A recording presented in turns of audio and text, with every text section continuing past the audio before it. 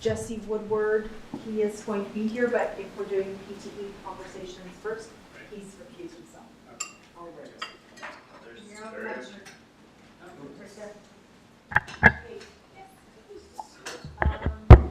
we're doing PTEs first.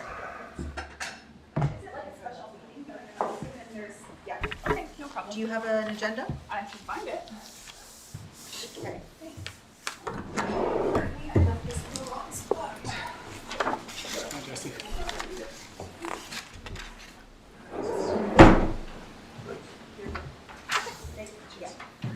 Thanks. Oh, thanks, Sonia.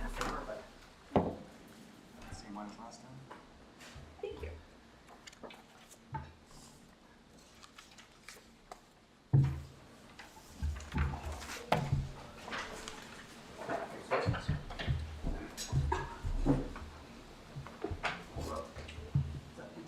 Yes. In case you didn't right here. Oh. Just gonna wait for our corporate officer before we open the meeting, I think. Are we waiting still for Sarah to come back? No, I'll be doing the meeting today. You're gonna do it? Okay, awesome. I'm glad. Deputy Yes. corporate officer. Yes. Wonderful. And so we have the two microphones. They're on lock, but we probably have to just talk a bit louder than normal. Nobody has ever called me not loud enough. Yeah. Weird. I do. I have tons of pens. Whoa, there we go. Special counsel. Just bringing it up here. Thanks everyone for joining us. It's 11:04 a.m. on October 11th, and I'll open this special council meeting. We'll start with our land acknowledgement. We'd like to acknowledge that the land on which we gather is the traditional territory of the Ktunaxa, the Silt, and the Sinixt people, and is home to the Métis and many diverse Aboriginal persons. We honor their connection to the land and rivers and respect the importance of the environment to our strength as a community. I don't believe there are any late items, and we have an agenda before us. Can I have a motion to accept the agenda? Councillor Page, second. Councillor Payne. All those in favor? 1, 2, 3, 4. May I ask, is Councillor Lochtenberg online? Yes. Yep, I'm good. Lovely. We cannot see you, so you'll have to just interrupt me as frequently as you like. Oh, Okay. you raised your hand to approve the agenda, is that correct? Yeah, just to see if you can see it. Yes, I can. I can see your hand. So I'll pay Okay, attention I'll to just. that. Good. Awesome, thanks. We have no requests and we have no delegations, and we are looking at agenda item 7, bylaws. The permissive tax exemption bylaw. The permissive tax exemptions that are currently granted by the city are set to expire at the end of this year. Consistent with council's policy, council must now consider granting exemptions to applicants for the tax year beginning in 2025. Based on the parameters in council's permissive tax exemption policy, staff have prepared a bylaw for council to consider. Council passed first and second reading of permissive tax exemption bylaw number 3614/2024 at the October 8th regular meeting. Staff requests that council pass third reading of permissive tax exemption bylaw number 3614/2024. Can I have a motion to accept the recommendation from staff? Seeing none, can we have some discussion? Okay, sorry, thank you. Councillor Payne. No, that was my, do we need to first and second it to get it into discussion, but you're saying no. I'd like to. Jumping right into discussion. Are you moving to put it on the floor? Yes. I Great. put it on the floor for So we- discussion. Second for discussion. Thank you. Second by Councillor Page. As the mover, Councillor Payne, would you like to begin? No. As the seconder, Councillor Page, would you like to begin? Well, maybe you guys can catch me up on the conversation you guys had on Tuesday, and what's been brought back for third reading. Councillor Lochtenberg?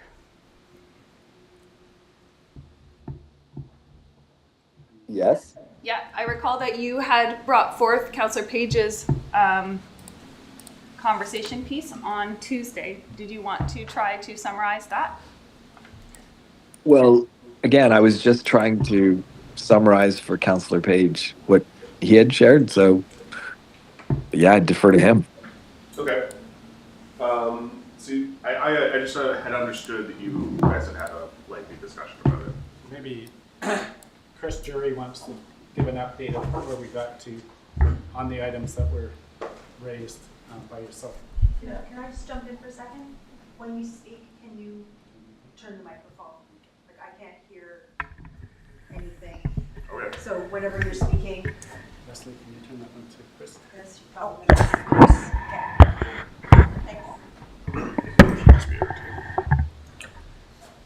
Okay, so bit of a recap. I think there were sort of two elements to the proposal. One was, we have a policy that states that we can grant permissive tax exemptions up to 1% of the overall tax levy.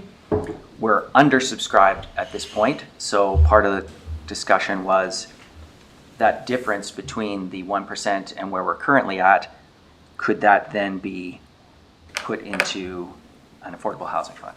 Yeah. I think the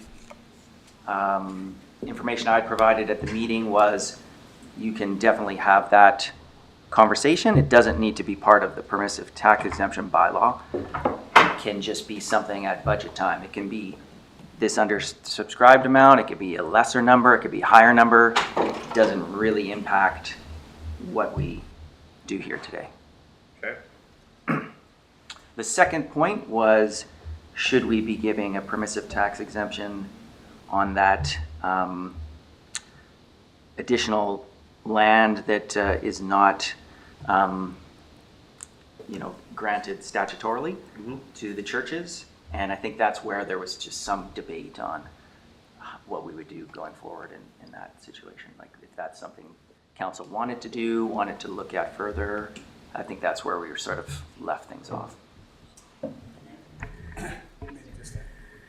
Now, my understanding is, council has a policy around who can apply for a permissive exemption and who can't, and I think staff has determined at this stage that everyone that has applied fits the policy.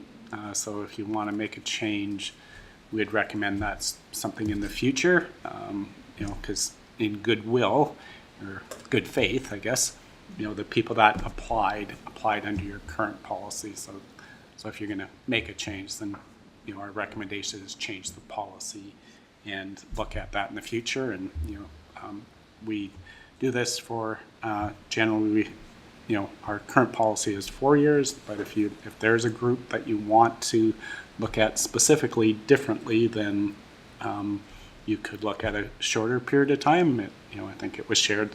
There's a fair amount of work that goes into this, but I think that's the reasonable option is to, if there's a specific group that you want to have a second look at, then you could look at a shorter exemption for that group. However, the rest, I think it's, I understand it was the churches that were the group that you might want to have a relook at. So you have a choice. We think at this stage, they've in good faith have met the policy.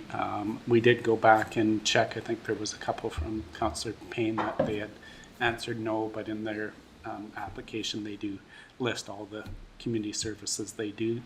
So it wasn't that they weren't providing those services. So we're comfortable that all the churches are providing at least some level of community services, and ultimately, if council feels that should be tightened or something, then I think that's where you'd look at it in policy. So I think that's where we got to. I think the churches are a pretty small percentage of this group, and where we did do a workshop in May to ask if there's any policy changes that you wanted for this year, and the decision at that time was no. But anyway, I think that's where we got to. Council has had a chance to think about it over the past few days. Are there further comments? So if I could just ask for clarity on a couple, Just clarity on the applications that were looked at. So what you're saying is that they just hadn't filled out the application correctly? So that it didn't, like, they do offer services, but they just didn't check that they did? Yeah, maybe I'll pass this that on was a to little- Chris or And Gabe. I took a look at it as well, Yeah. and we asked I them understand. some yes/no questions, and then we said, if not, what services do you apply? In which case they wrote more of a descriptive answer of what they do. They looked at, do you provide sports and recreation? No, that type of thing. But then they said, here's what we do provide. I also noted when I looked through them, all of them said, we are open to the general public, That's what they say in their application, so. Yeah. So my understanding was some answered no to that question, but then when they answered no, we asked them to list what service they provided. When they listed those were services we were looking for. So different ones just interpreted that yes and no question differently. That was the conclusion. Councillor Page? I will say we'll probably have to move these around all day. Thanks for that update and just some summary of the discussion. I do think there's value inside of the PTEs for future policy discussion around defaulting the undersubscribed amount to the Affordable Housing Fund. I think that's why we have this policy, is how much taxation we're allocating to social good. And if there's an unsubscribed amount in this area, I would like us to build that into our policy, or at least have that discussion in our policy of automatically putting it to the affordability fund. There's also obviously the discussion of budget about that conversation largely, and I'm not sure where it lands. And I do think at that time, let's have a review of the criteria of what we're trying to achieve with these permissive tax exemptions, and whether all of the land that's covered by this is what matches those conversations. Because I think if we can take that kind of money and contribute to the affordability fund, we absolutely need to, and we need to have more money flowing into there. So this is just an area to identify. But I hear you on the fairness for those who've applied now. So if this isn't the time, then I would just rest with it being referred to that next policy review, which I'm assuming is 2028, 2027? 27. Are you going to keep that in the notes for that long? I think council could review an updated policy before that time. Yeah. It would be in place for when we do that next cycle. So can we put that on the work plan for next year, maybe around the same time we did this one? You might just want to make a resolution so we have it in the minutes. And Okay. So, There's already a resolution on the floor, so let's Yeah. wait, please. Yeah. Thanks. okay. Councillor Paniaro, did you want to add to the conversation? So just a point of clarification for my own process. Unallocated PTEs are not money. So to Chris's point, it's money that we don't collect, not money that we have. So allocating that to the fund, how do you I'm not sure how that works exactly, how you allocate something that is a negative space to something. I'm not sure how that works. But yeah, anyway, that's one thing. I mean, I'm happy with just allocating, if we can afford it, allocating more to the Affordable Housing Fund, but I'm not sure how the absence of tax money gets put into a fund. absence of credit. It's a new expenditure. Okay. So yeah, anyway, that is like a valid point, is it not? Well, I think what Councillor Page is suggesting is, we could be short another $3,000 in our budget, by, not letting $3,000 worth more tax. So we'd be in the same net position as if we put a $3,000 expenditure. Right. It would still be short 3,000 one way or the other. So it's a bit semantical, but logic. I'm not opposed to putting more in the affordable housing fund just to do it. It sounds like we can do that, so whatever. As far as the PTEs themselves, I do think that whether they're, I mean, if we tightened up that document, recognizing that the amounts here are extremely small, so like the churches, the amount of tax that they're not paying through this process is like, it's negligible really, and so I don't want to, the amount of, you know, resources that we put towards like tightening it up needs to be, obviously make a lot of sense, because we're not talking about a lot of money here. I think it's mostly just for me, it's more just like a philosophical debate, and these things are valid, absolutely. Like we do, this is the basis of how we operate on some level as well. But perhaps if we're looking for organizations that contribute in a positive way to the community, we can tighten up that application process. So it's just, if you answer yes, you're approved, and if you answer no on one of those, then you're not, and done. And that kind of potentially tightens up the review process a little bit, like, because we don't have to go through it with it. It's just, if there's any no's on there, then it doesn't work. And then some of these, it's not going after churches specifically, it's going after organizations that may or may not fulfill all of those obligations towards the community. And they might hit some, but they don't hit all of them, so therefore it's a no. And there are some that may stay on this list and some that won't, as opposed to like a blanket ban on churches, because I think there's some churches that definitely do step up big for the community, and there's others that are a little less active. So just makes sense to me as a way of doing that, just to tighten up that document so that it's easy to see. If it's all yeses, then it's good, and if there's a no, then it's not. And it would just be massaging the questions to make that work. Yeah, for the social services side. Yeah. Yeah, because some of them are. Absolutely. And some, yeah, exactly. Yeah. Anyway. Councilor Payne, would you mind moving the microphone, please, or turning it? Thanks.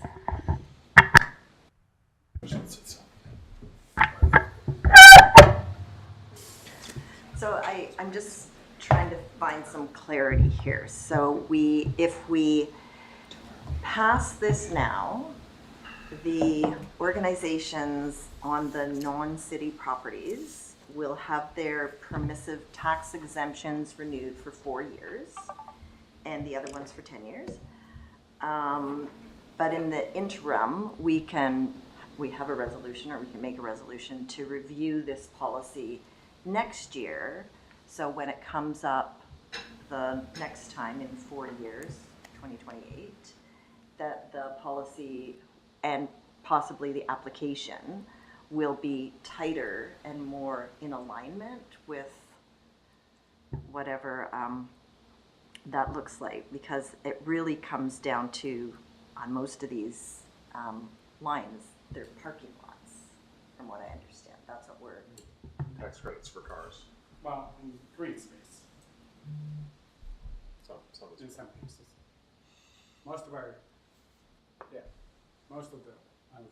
these, well, there's some that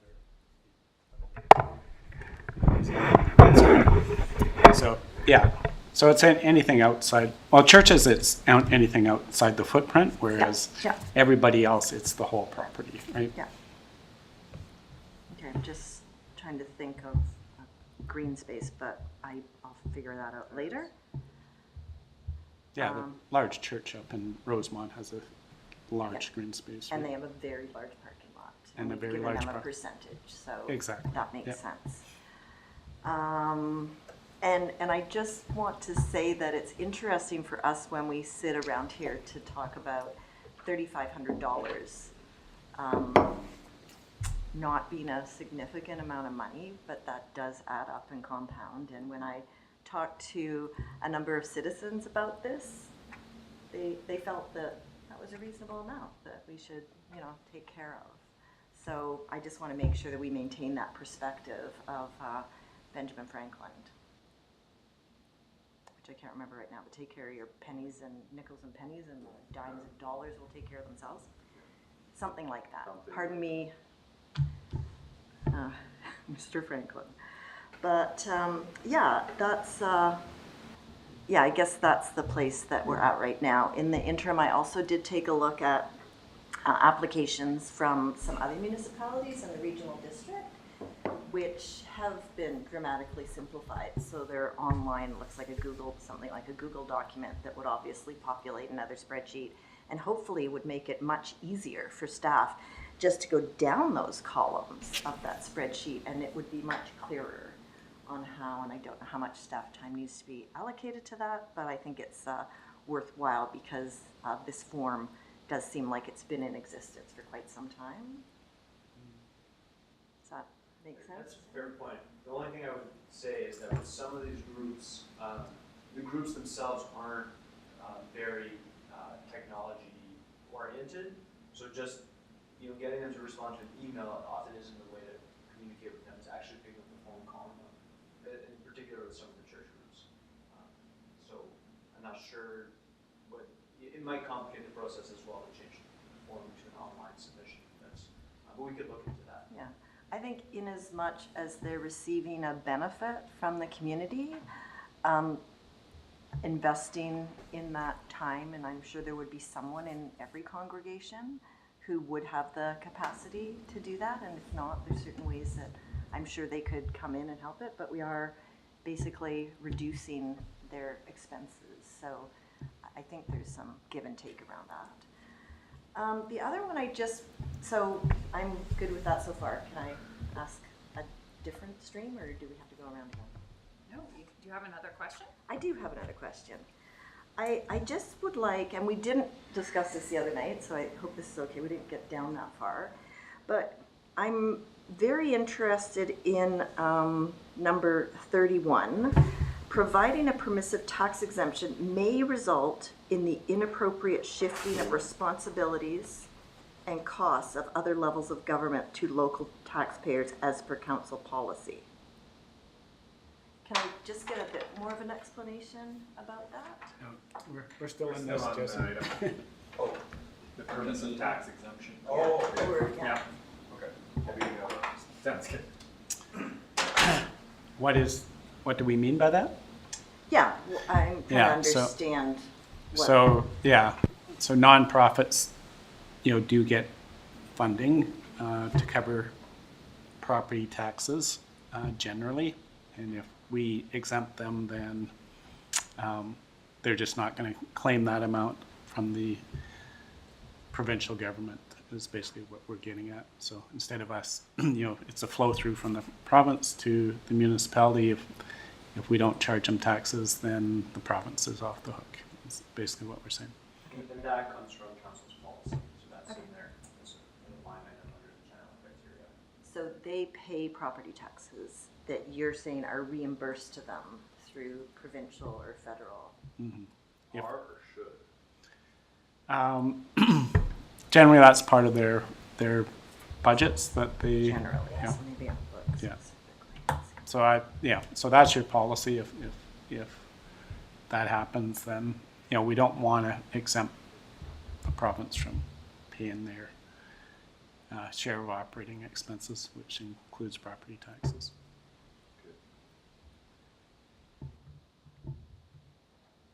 I just feel, my reason for asking that question is that I know as municipalities, we feel that lots of services are being downloaded on us from higher levels of government that we aren't being adequately funded for, and that's happening in the social services sector as well. Mm-hmm. So I just want to be clear that there's no way that we can assist them in this.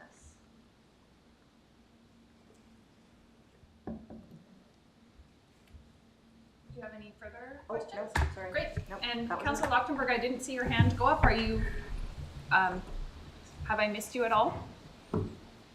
Nope, you haven't missed me. I'm all good. Great. If there is no further discussion, we can vote on the resolution. And I think Councillor Payne, you moved it. Would you be willing to read it? Oh, sorry, I'm away from it. Do you mind to read it? I can read it. Yeah, Thank you. absolutely. I'm looking Welcome. at something else now. Going up. That council passes the following resolution, that the permissive tax exemption bylaw number 3614/2024 be read a third time by title only. All those in favor? 1, 2, 3, 4, so that carries.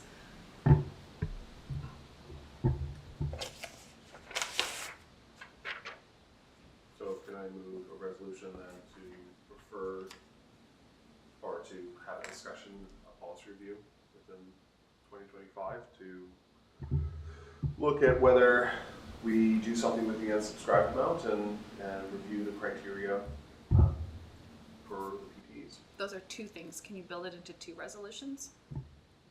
You don't, well, it's a policy review. We'll No. discuss those two things. I would, okay. Does anyone second that resolution?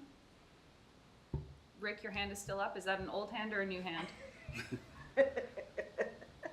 That's an old hand. Okay, is there a second for Councillor Page's? Could you please repeat it, Councillor Page? Just to have a policy review of the PTE, have a review of the PTE policy to evaluate the feasibility of automatically allocating the unsubscribed amount that we put aside, well, that we envision for the 1%, and further to review the criteria for who is eligible for the PTEs.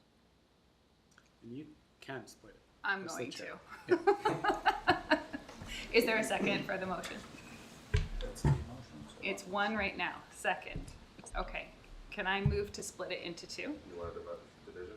I do. I'm going to move division so that there would be one motion to review the policy and one motion to discuss the unallocated amount going to the Affordable Housing Fund.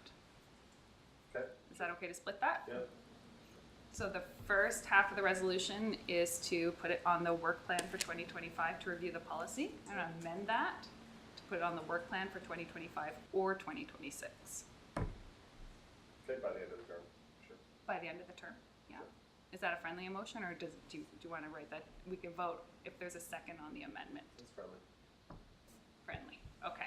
So the motion on the floor is refer staff, please, to review the policy by the end of our term. Any discussion? Everyone in, all those in favor? 1, 2, 3, 4, 5. That carries. The second half of the resolution is to examine having the unallocated amount as part of policy being allocated to the Affordable Housing Fund. Is there a second for that? Or do we already have a second and then I split it? I forget. I think we already have a second. Yeah. Okay. Any discussion? I will just say, yeah, if I may, as the mover, As long as you're saying something new, because we're going to run out of time. something quick. Something new would be preferable. I'll go with quick. I just looked at the policy and how it envisions that 1% of our taxation be put towards social good, and I think from a policy standpoint alone, and I am open to consideration of other directions for the funding to go, we should consider, when it's undersubscribed, where we would allocate that money as well. Even though it would be considered expended, it would always be some 1% of it is going towards, and I would suggest the affordability fund, but it doesn't have to be the only revenue source going to the affordability fund. But maybe at future councils, there'd be other identified needs that it would be directed towards. It could be a project that needs multiple contributions over time, but I think as a principle that we've set aside 1%, let's use the whole 1% towards the social good. Not excluding that we're doing it elsewhere. That's all. So that's what I'd like to review. Review. Yeah. And I'll speak in opposition to this, saying that this is a separate discussion about how we allocate monies to social good in our community, which we do have conversations about that when we talk about our cultural development committee, our cultural organizations, and all these other fabulous services that we have in Nelson. I do not think we should attach it to this policy. I think this policy should be separate and distinct, and those conversations are also separate and distinct.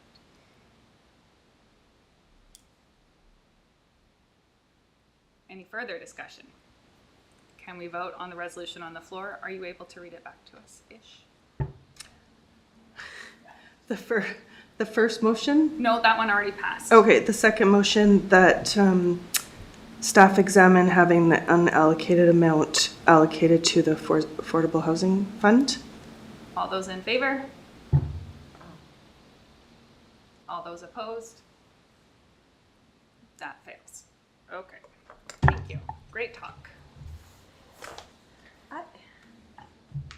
Are we on to the next thing, or are we adjourning now? No, we're on to number 8, because the agenda moves us to number 8.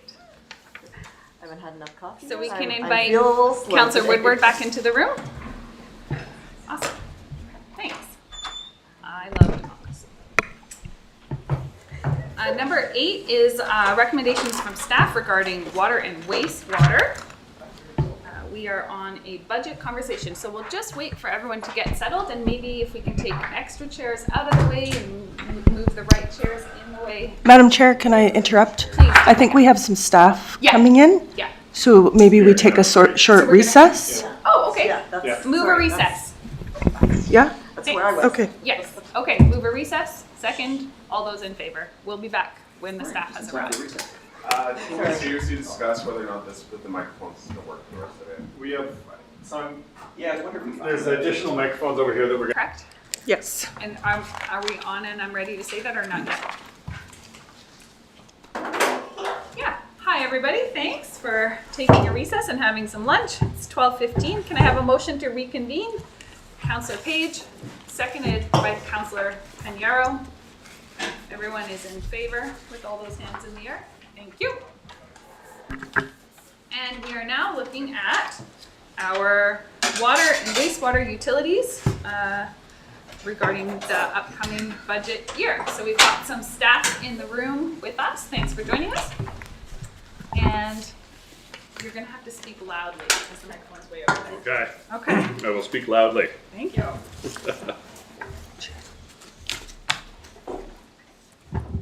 roll into it? Yeah, let's go. Okay, so just a bit of an overview of the agenda today.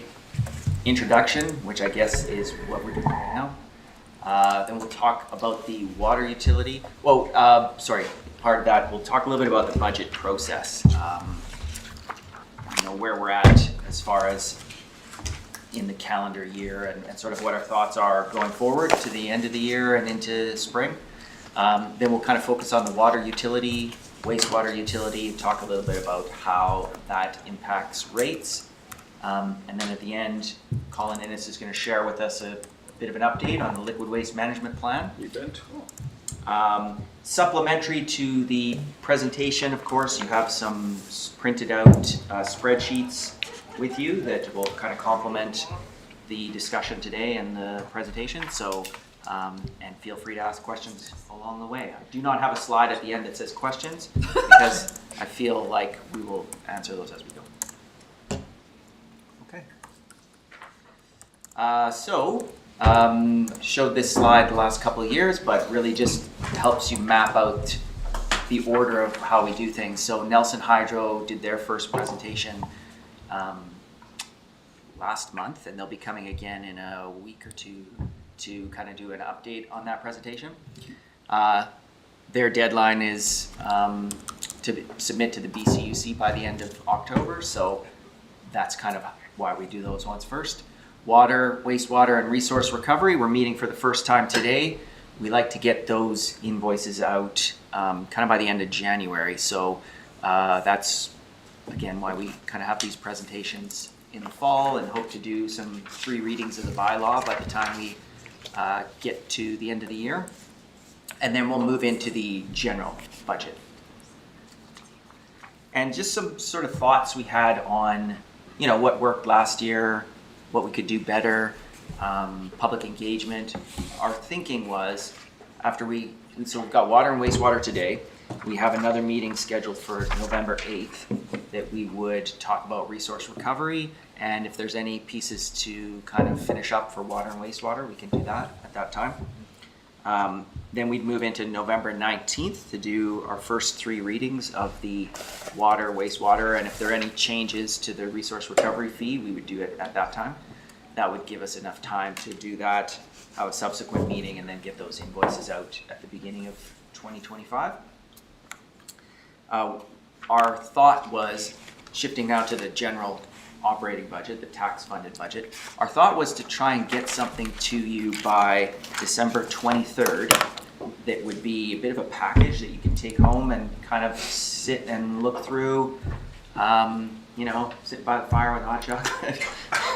Some light reading.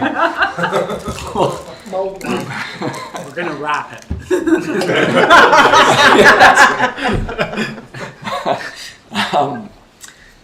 And then, you know, we would come back in January after you had a chance to kind of look things over and think of some questions, and we do department presentations. So you're kind of having 2 days of having all the departments come, but you've had something you can kind of look at and maybe pre-prepare some questions or thoughts.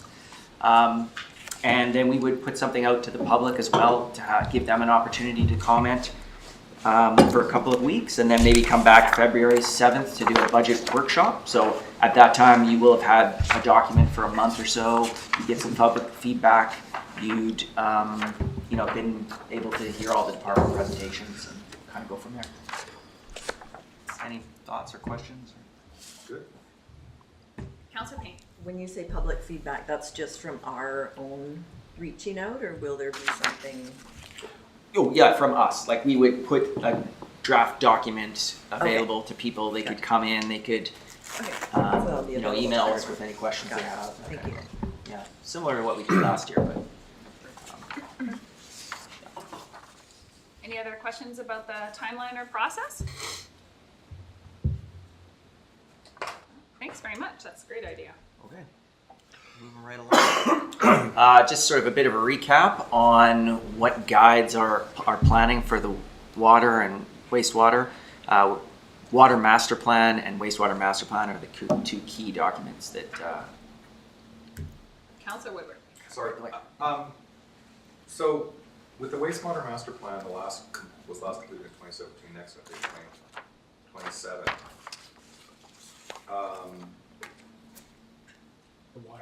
Water, Water, not yeah, wastewater. Not So, wastewater.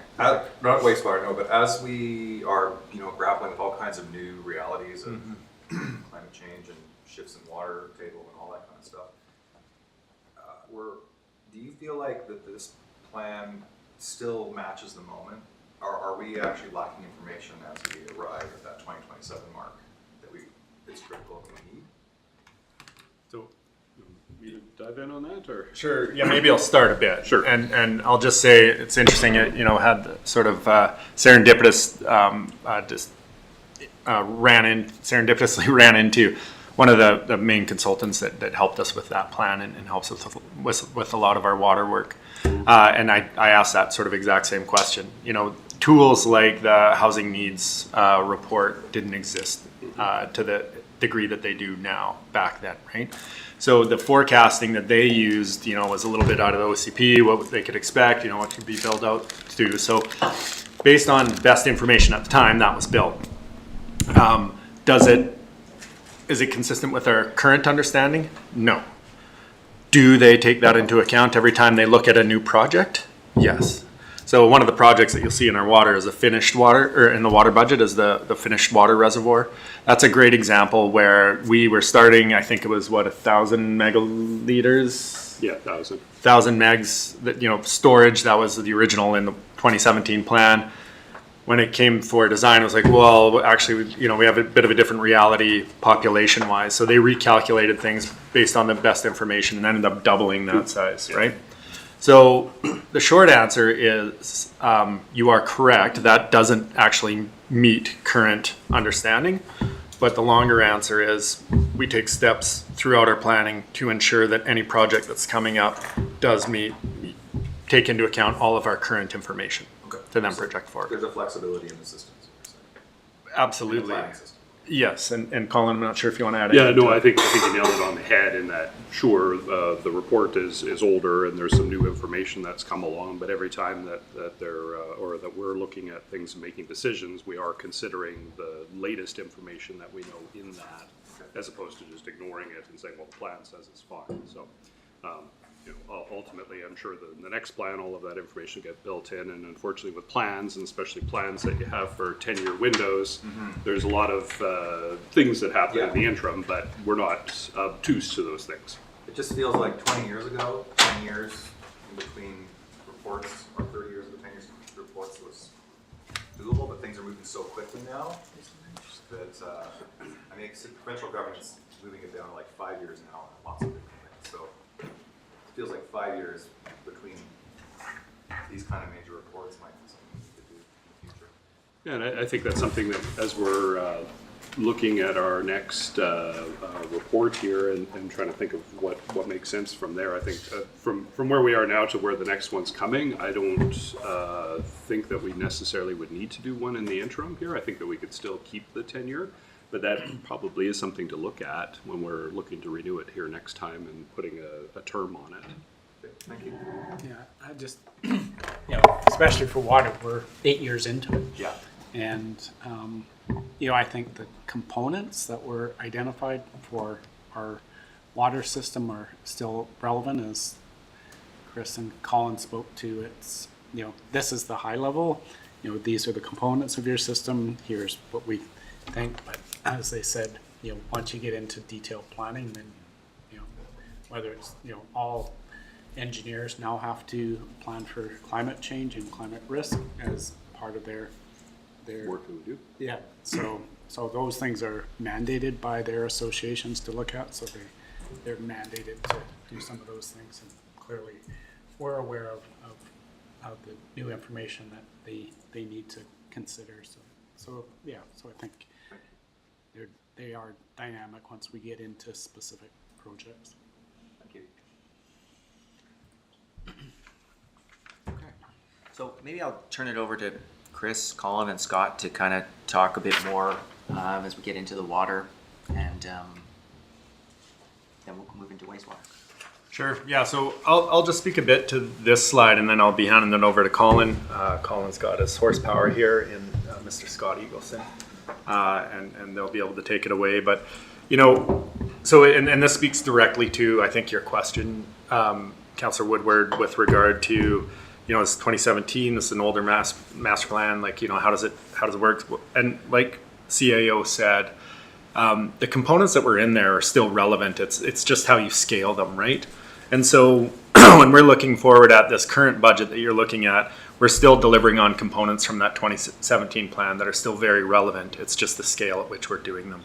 And so we tried breaking it down into sort of these three sections, right? With future ready. So one of the things in fire protection, we want to make sure that we're ready for future, both with growth, density, as well as the changing climate and what we'll need for that. So a couple of things that we're looking at there is finished water storage.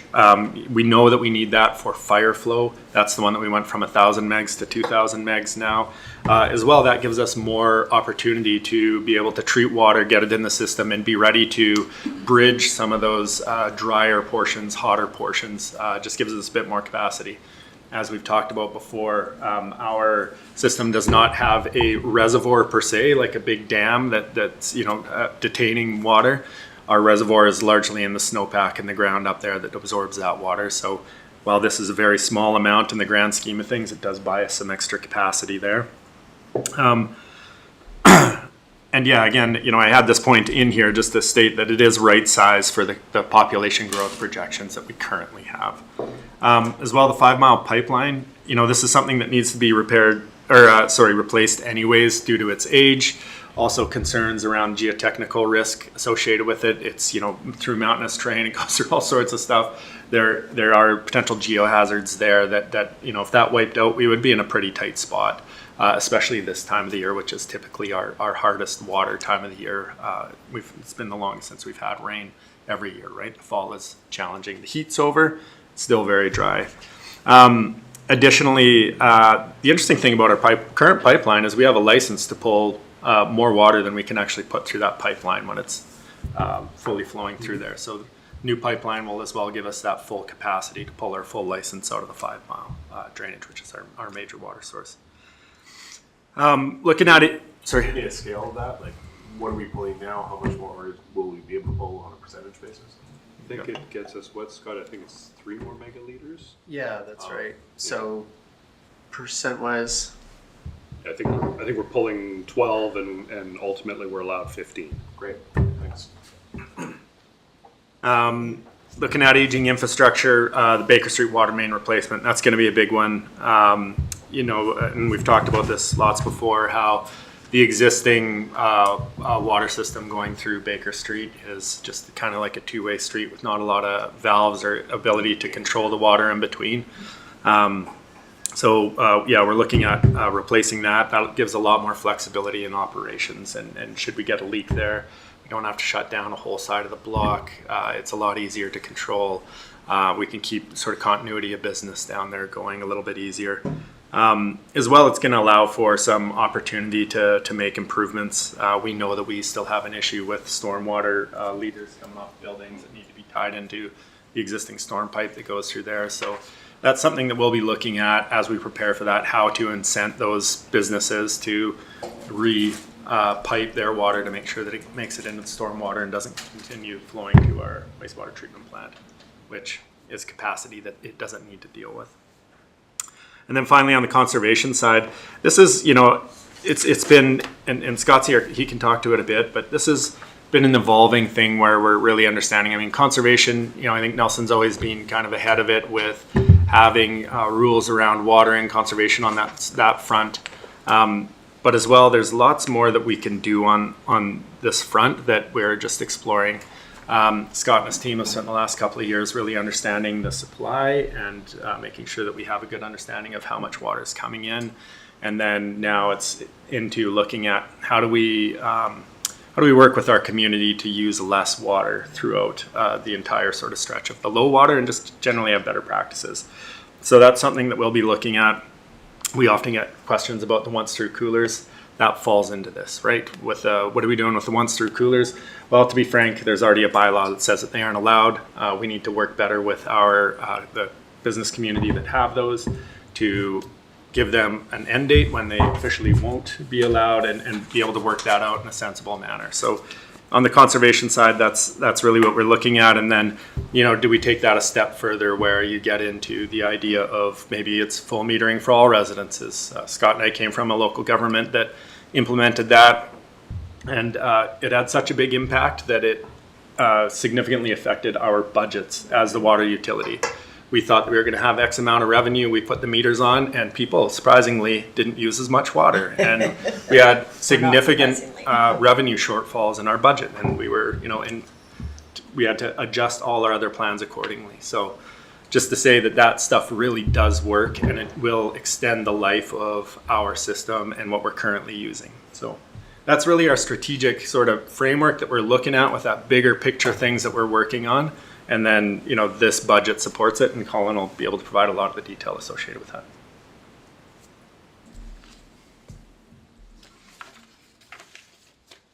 Getting into some details now. Details.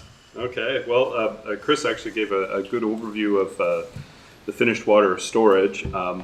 Just to elaborate a little more, this had been identified back in the 2006 Water Master Plan that there was quantity of finished water was an issue, you know, identified then. Of course, there's a whole lot of issues that go along with it, but that had been flagged in there. Historically, there had been a Park Street reservoir, which isn't what I would consider to be a reservoir anywhere near a modern standard. It was an open reservoir that was open to the elements, so I mean, it's prone to contamination as opposed to being something that's enclosed. But the reservoir had some issues, and I think it was in 2003 that we had an embankment failure, and then that was the decommissioning of that reservoir. However, there is the Rosemont Reservoir and Fairview reservoirs that exist, and both of those were brought online here to help with those fire flow events. And so the idea is that in those portions of the system that you've got you know, water that's sitting there waiting for if there's that massive demand that comes through a fire event to help with flows in those areas. But when looking in the reports that we get from the Water Master Plan report, they've done a bunch of analysis where you can look and see a bunch of nodes within the system and visually see where there's issues related to low flow because of fire flow issues.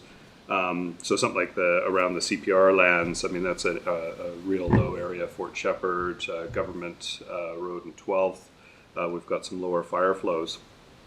So in 2017, the Water Master Plan, again, renewed that we have some issues with fire flows. And one of the things that it really did want to point out in there, though, was that we can't consider our chlorination tank to be finished water storage. I mean, there is water that's there that has gone through the UV, but there's within that water, it's being treated with chlorine. In order for chlorine to work, you need to have chlorine contact time. And so if we were to start pulling water out of there because we needed to put a fire out, well, I mean, obviously we'd do that because there's a fire that needs to be addressed. But the consequence is that you're now moving water through your treatment process faster than your treatment process is able to adequately treat the water. And so there's an implication to it, as opposed to you have chlorinated water that's been fully chlorinated and treated to spec and in reserve. This is water that's up there, but it's not to spec. And so if you were to pull that into your system, we would get into a situation where we'd have to say, okay, well, we've put water that's not up to spec in our system, and then there would be a flushing process and approving process that we'd have to go through. So that would result in a bunch of a large amount of inconvenience to our customers. And then Scott and his crew would probably be running around doing a whole lot of pulling water out through hydrants and taking water tests. And so there'd be an expense and a loss of time and all those sorts of things that would go along with an event like that. Go ahead. So just for clarity, when you say it's not up to the specifications, you mean it's not drinking quality? That's correct. We have to have the adequate chlorine time in order for it to be considered adequate, and so we would have to alert people the fact that it So doesn't we'd be meet on that. a boil water well. That's correct. Okay. Yeah. Thank you. And so, as Chris was saying, the construction of the reservoir up at Mountain Station, it's 2,000 megaliters. The 2,000 cubic meters of finished water storage in a concrete reservoir. The reason too why having a reservoir located at Mountain Station is optimal as opposed to somewhere else within the system is the way our system works is that water flows downhill under the effects of gravity, which is a very convenient way for it to work as opposed to having to pump it around. And by placing the reservoir up at the top of the system, it allows it, wherever that demand is, it's able to feed into that wherever it needs to go. Whereas if it's off at an elevation that's lower than other parts of our system, well, now it can only service parts of the system as opposed to there. So the location of it makes sense. And so, yeah, there's next year here, you can see with what we got here for 2025, that's to do the construction work itself, as well as some of the professional services that are centered around the tendering of that work.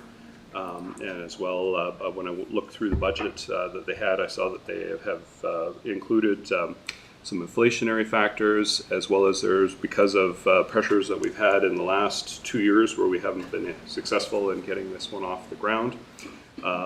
There's also been a rescoping that's occurred, which has reduced some of the things that are required as deliverables in there. So we've reduced the scope of it, we've increased the budget, and we're hoping now that we've really hit the right spot where this will go, and that we're able to get on to doing the reservoir here in 2025. Thank you.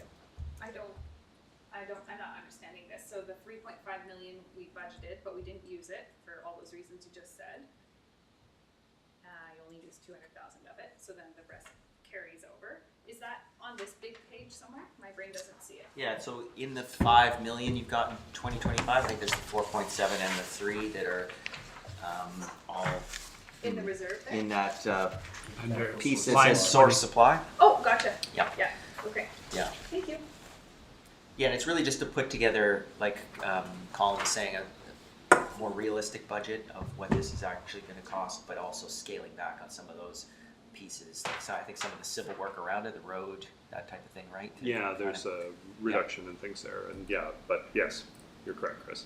And may I ask another question? Mhm. I wasn't super aware of the Rosemont and Fairview reservoirs. Does the water go to them after it's treated? Yeah, absolutely. Gotcha. Okay. Cool. Thanks. With our current state of our water storage, I remember Fire Land said to me that we could fight 2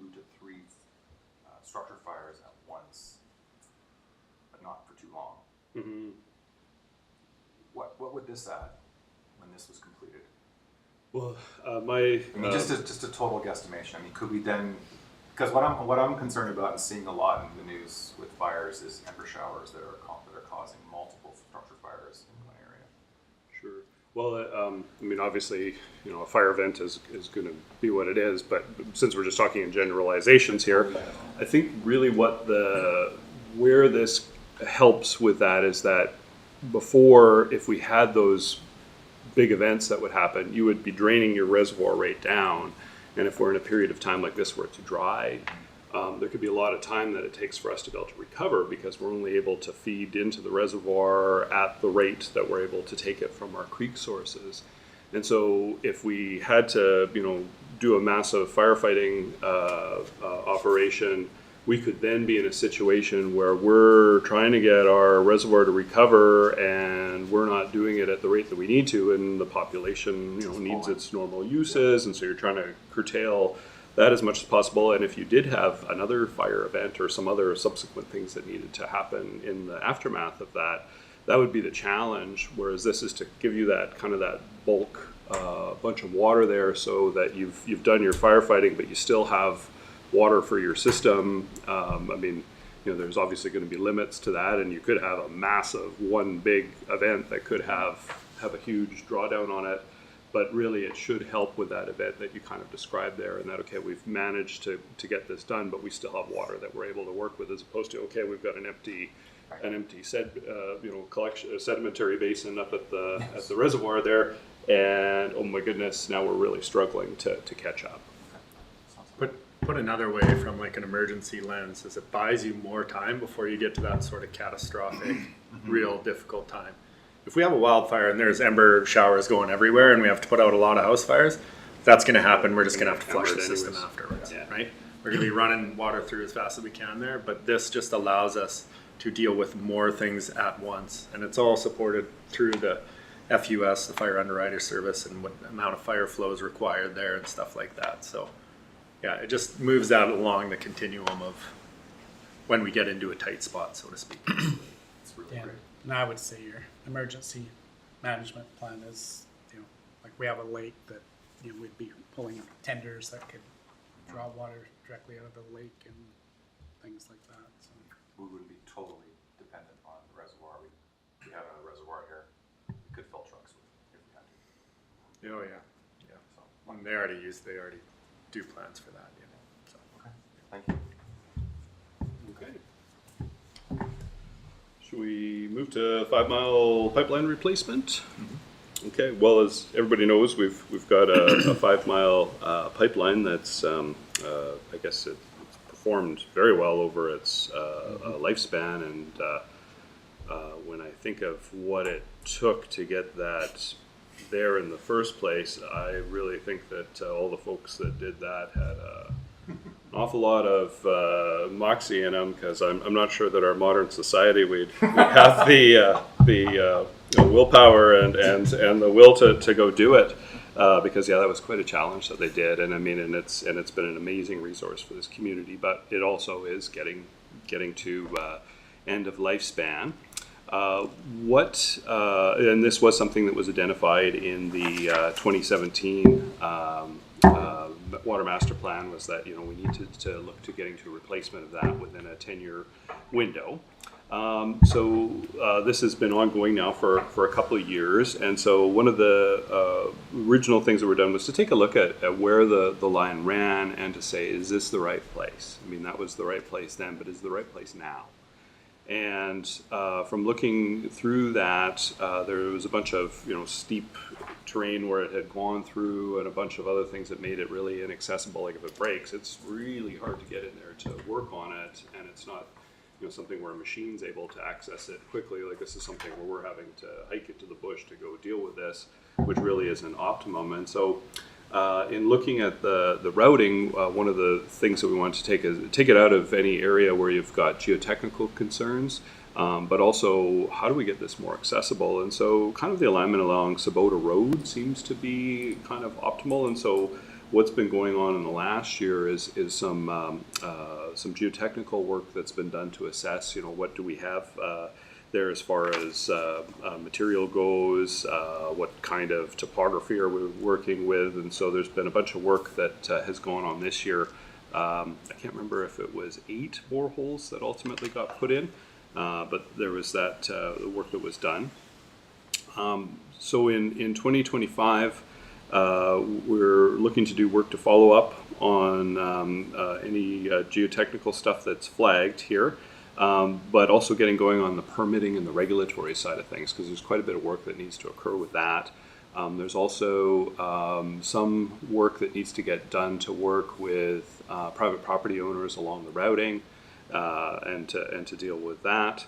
And then to get into, once we've kind of worked through our set of variables and have found our optimum routing, to get going on that preliminary design of the works itself. And so the money that's in the budget for 2025 is to basically to take what we have so far, ask kind of any last questions, and clear that up, and then start getting into preliminary design. Is it above ground or below ground? Well, that's a good question. We've kind of kicked that around. I think there's some desire, if possible, to put it below ground. But that being said, once we take a look at how many rocky outcrops and all those kinds of things that go along with it, that's something that we're going to have to really decide during the design process. Is that the right thing to do or not? I mean, from a again, just a philosophical approach, having the pipe where it's out of the elements and away from how it can be impacted by somebody else is probably a good thing to do. But there's a lot of lot of rock outcrops, a lot of other reasons to why maybe doing that. It could wind up being a hybrid approach where there's parts of it that it makes the most sense to do that. But at this point in time, we haven't decided that definitively. Okay, sorry, one question. The material of the pipe, is it tamper-proof? Like, would it be steel or plastic? We'd be going for our PVC piping as opposed to a steel piping, and that's just because of the lifespan of those materials. Is that tamper-proof? Well, I mean, nothing's completely tamper-proof. That's for you. Sorry. I hear you. Nothing's completely tamper-proof. However, the pipe material itself is where we're building stuff out of. Water lines are being built out of that everywhere. It's kind of our modern material that we're using to build with. Thank you.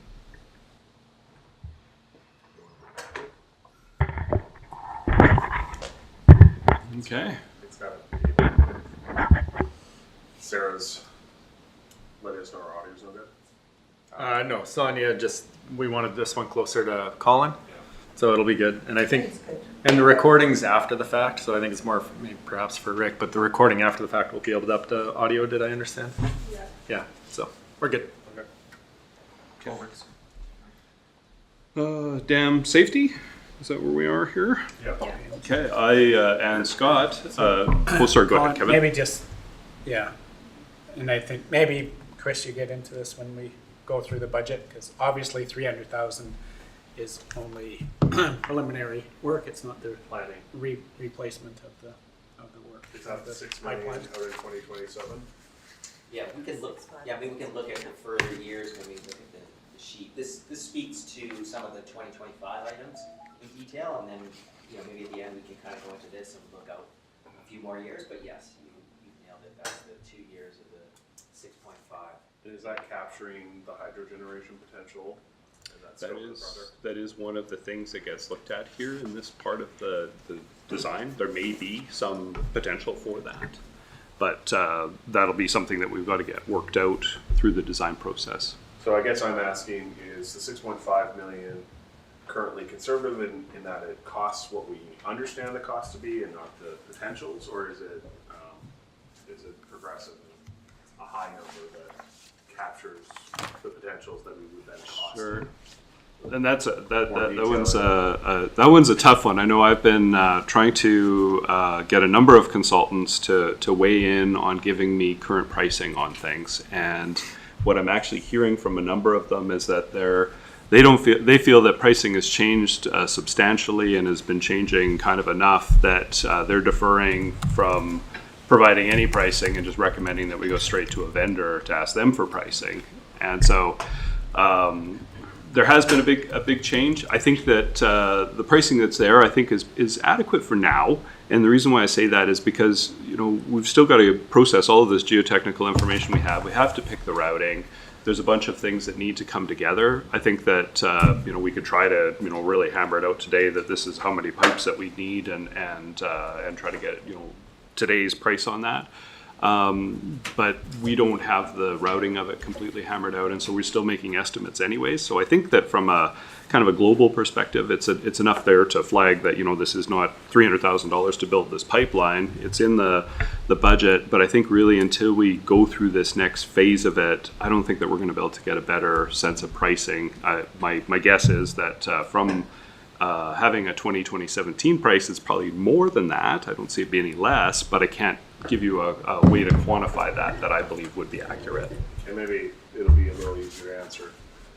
When I look at this in a year or two, is this going to be the bottom of the range, the middle of the range, or the top of the range? Like, could this potentially be 20 million with the power generation in there? Yeah, I mean, it's based off of that 2017 Water Master Plan, Yeah.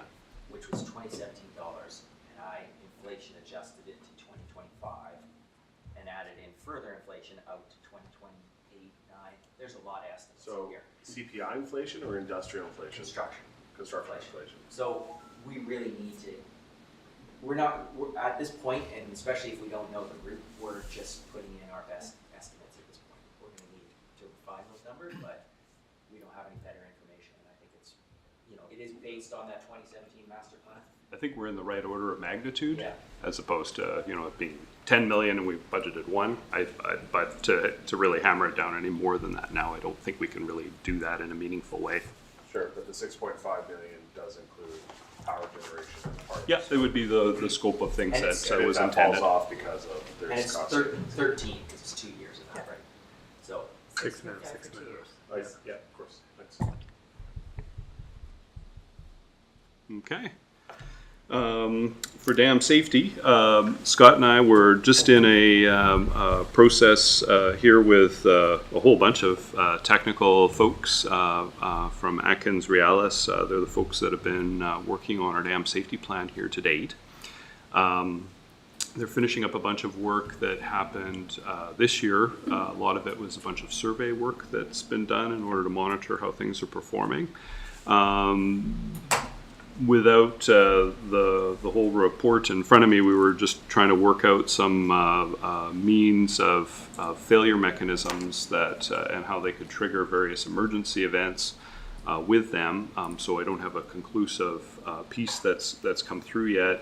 However, I guess the one thing that we could flag, Scott, is there's an underdrain system that originally was utilized for cleaning of the reservoir.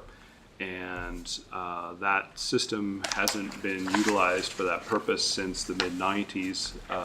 And so one of the concerns that we have in opening that up is that you'll never close it again, which is problematic. As well as historically, when you opened that, there was bypass piping that allowed you to bypass the, well, I guess we call it a sedimentary basin. I guess conventionally most people think of it as a reservoir. So the big open area up there.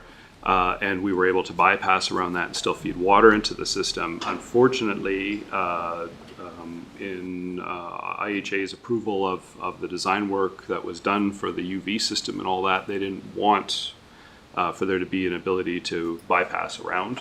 And so that was taken out, which has caused us an issue with, well, now if we're going to try to drain this thing down, we don't have an ability to stop the water from coming into it and kind of continuously filling it. So it's changed the way that we've approached dealing with maintenance issues. And so Scott's had to use divers to do things. And we have done some cleaning events up there, but it's changed things. But I guess back to where we were talking, one of the things that really is important is this thing capable of working properly?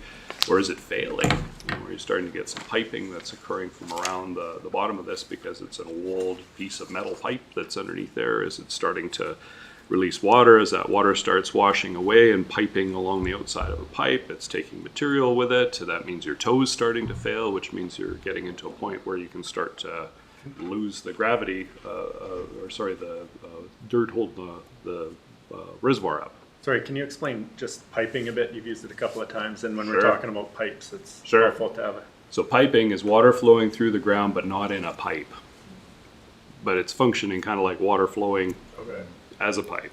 The bad news is that means that you're displacing all that soil as that water's flowing, which means everything that's holding your dam up is now washing away, and you don't have the holding your That's where dam you up see any it longer. start coming out somewhere in the dam, and then all of a sudden it starts biting off big chunks, and then Yeah. all of a sudden you're there, and then 2 nights later, the whole thing's done. The whole thing, and from when you were a kid, Yeah. dam and creeks, right? I think from the dam inspection courses that Scott and his staff and I've taken as well. There's a piece of video that they show you. I think it was in Idaho, if I remember right, and it goes from looking like nothing's happening to within, I think it's like 20 minutes, and the whole thing's gone, and it's so that's something that we do need to be following up.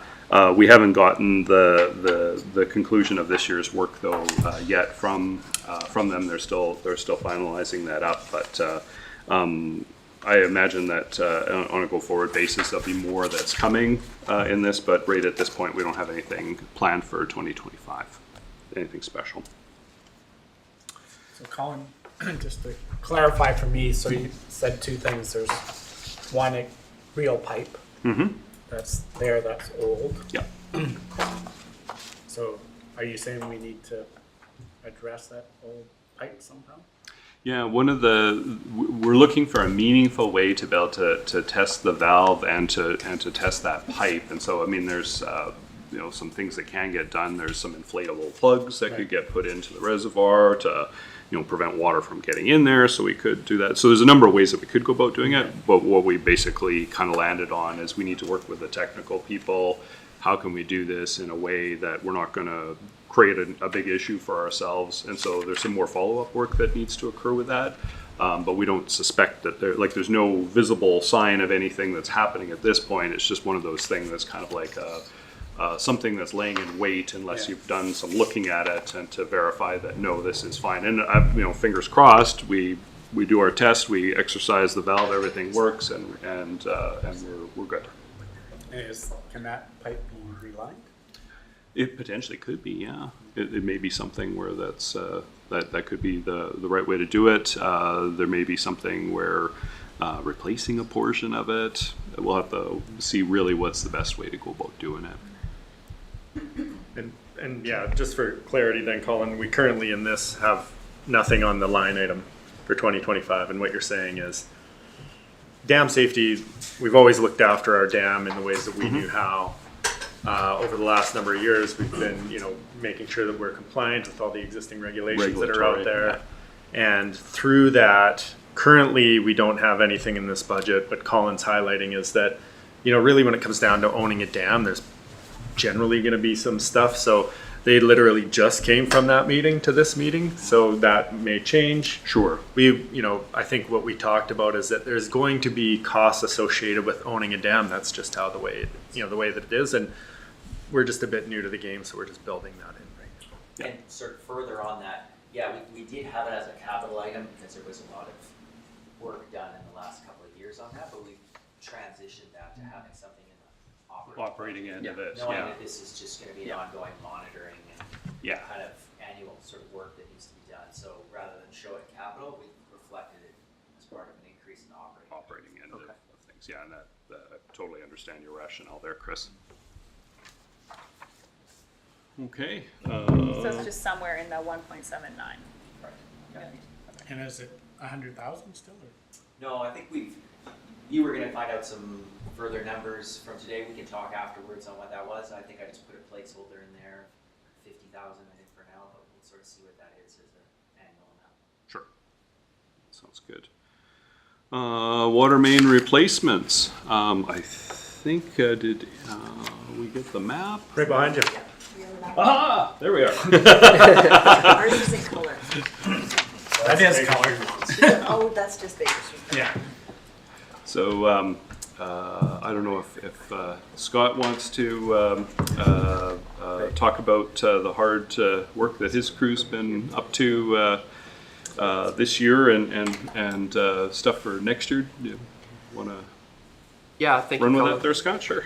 Yeah, I can speak to that diagram.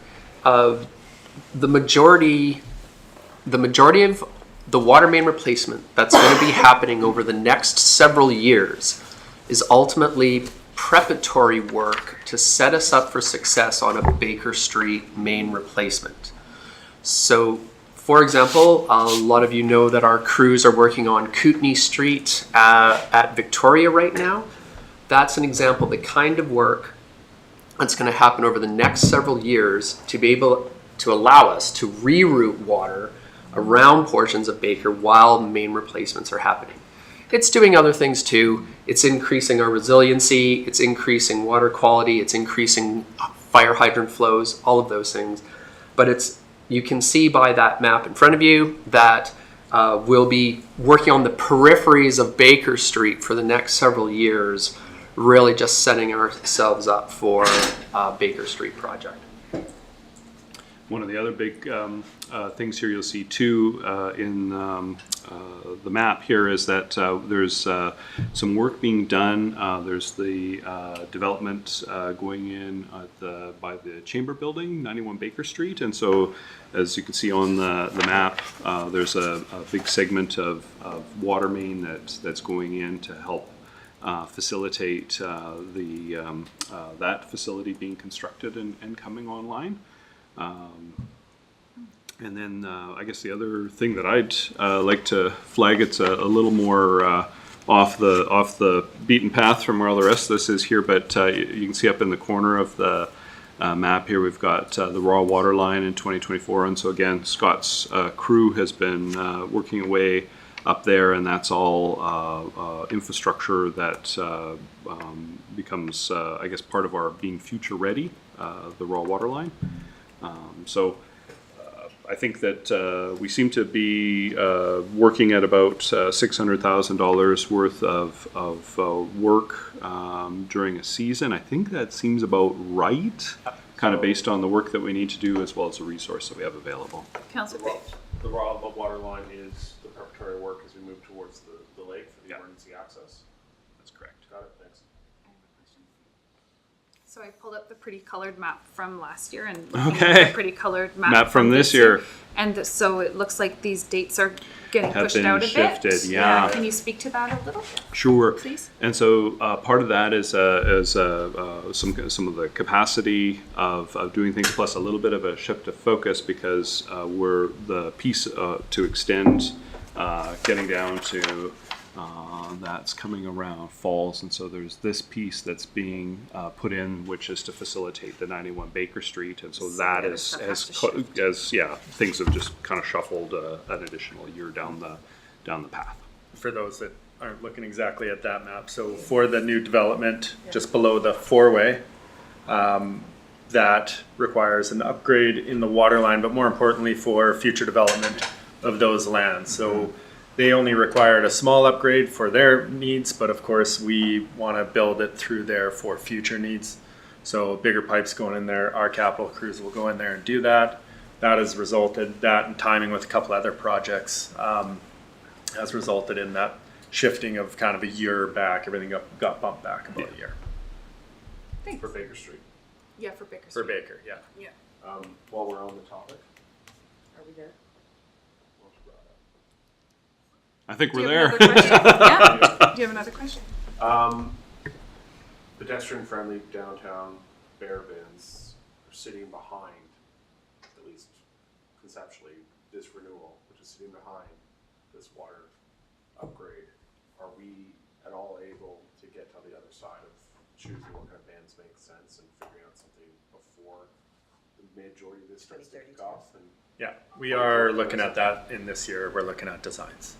Yeah, for the bear bins. And so Or installation downtown. for summer next year, or Yeah, we'll have to confirm that with operation. That's Charlie thing that he's working with, planning on to find the right thing. But yes, we are very much looking to accelerate that. Good. So, And just realizing too that the additional work for Public Works has kept it quite clean. Like the actual incidents have actually, I think, been operationally successful. and that was always sort of the balance that we were striking, right? Was to have that greater amount of maintenance. You know, you can put a bare bin in, you can also maintain things more. And I think this year, you know, I certainly noticed it and appreciated it. I'd be interested, you know, what you all think. But like Baker Street was tip top this year, and I thought so. you know, the crews did a real bang up job keeping it that way. So, I think the challenge I see out there is for the public is like one incident is too much, which is super challenging to run a city where one incident sends you over the edge. But I think, you know, as long as I think the public knows that we're like heading in these directions and planning is being done and that we're not being hasty in making decisions that we have to then pull out, that we have to then, you know, pull out and redo and cost a lot of money. yeah. That's the communications piece. But yeah, I struggle with the fact that like it seems that there's no capacity for any kind of incidents with bears in our town now in the last few years. Well, and I think bare bins on Baker Street isn't solving No, the bear problem. no, Will it help? Yeah, for sure. but it won't. There's still the incidents. Yeah, we live in bear country. Yeah. That's the reality. Thank you. Okay, and then commercial rate design, were you gonna speak to that portion, Chris, to the commercial rate design? Or? Something we put in there more as a planning piece. I think Scott, when we met and talked a couple weeks back, right, with some thoughts of kind of looking at some of those, you know, what would a rate design look like in order to have if you had a variable component and a fixed component, and how would that kind of structure kind of set out, right? Just having all, like General Manager Johnson was talking about, put in a variable metered rate and suddenly your revenues drop, and so how you're dealing with that. So it's just understanding you need a certain amount coming into the utility, and so how do you structure that in the proper way to ensure that you're meeting those capital and operating needs, but also having a variability factor to it, right? Yeah, I can just provide a quick update on that if that's okay. The amount you see, flagged there is going to be used to engage a consultant to do a review on our ICI, our commercial rate framework. Make sure we do a cross municipality comparison, make sure we're getting things right. And that also feeds into our, you know, collective understanding of how to handle those the once through cooler problem and start informing our conservation practices in that customer group. So yeah, just a small amount there, but then that starts shaping how we reach out to the to that business community, how we frame the elimination of once through coolers, all of that. So that's what that amount is for. What percentage of water goes to the commercial? I see, I split. 25, Ooh, 75, geez. 50, 50? You know what? We could probably figure that out, but I gotta admit, I don't have that on the top of my. I don't have that on my. Do you remember, Scott? I'm trying to understand what sort of impact on rates. Like if it's 10% of the water we use and we impact the rates around that 10%, is that a deterrent to us taking conservation measures, or is it 50%? And yeah, that will really be a hit. I apologize for not having that number offhand. The ICI customer group represents 10% of the customer base, but it's using the majority of the water. And so we feel like if we can,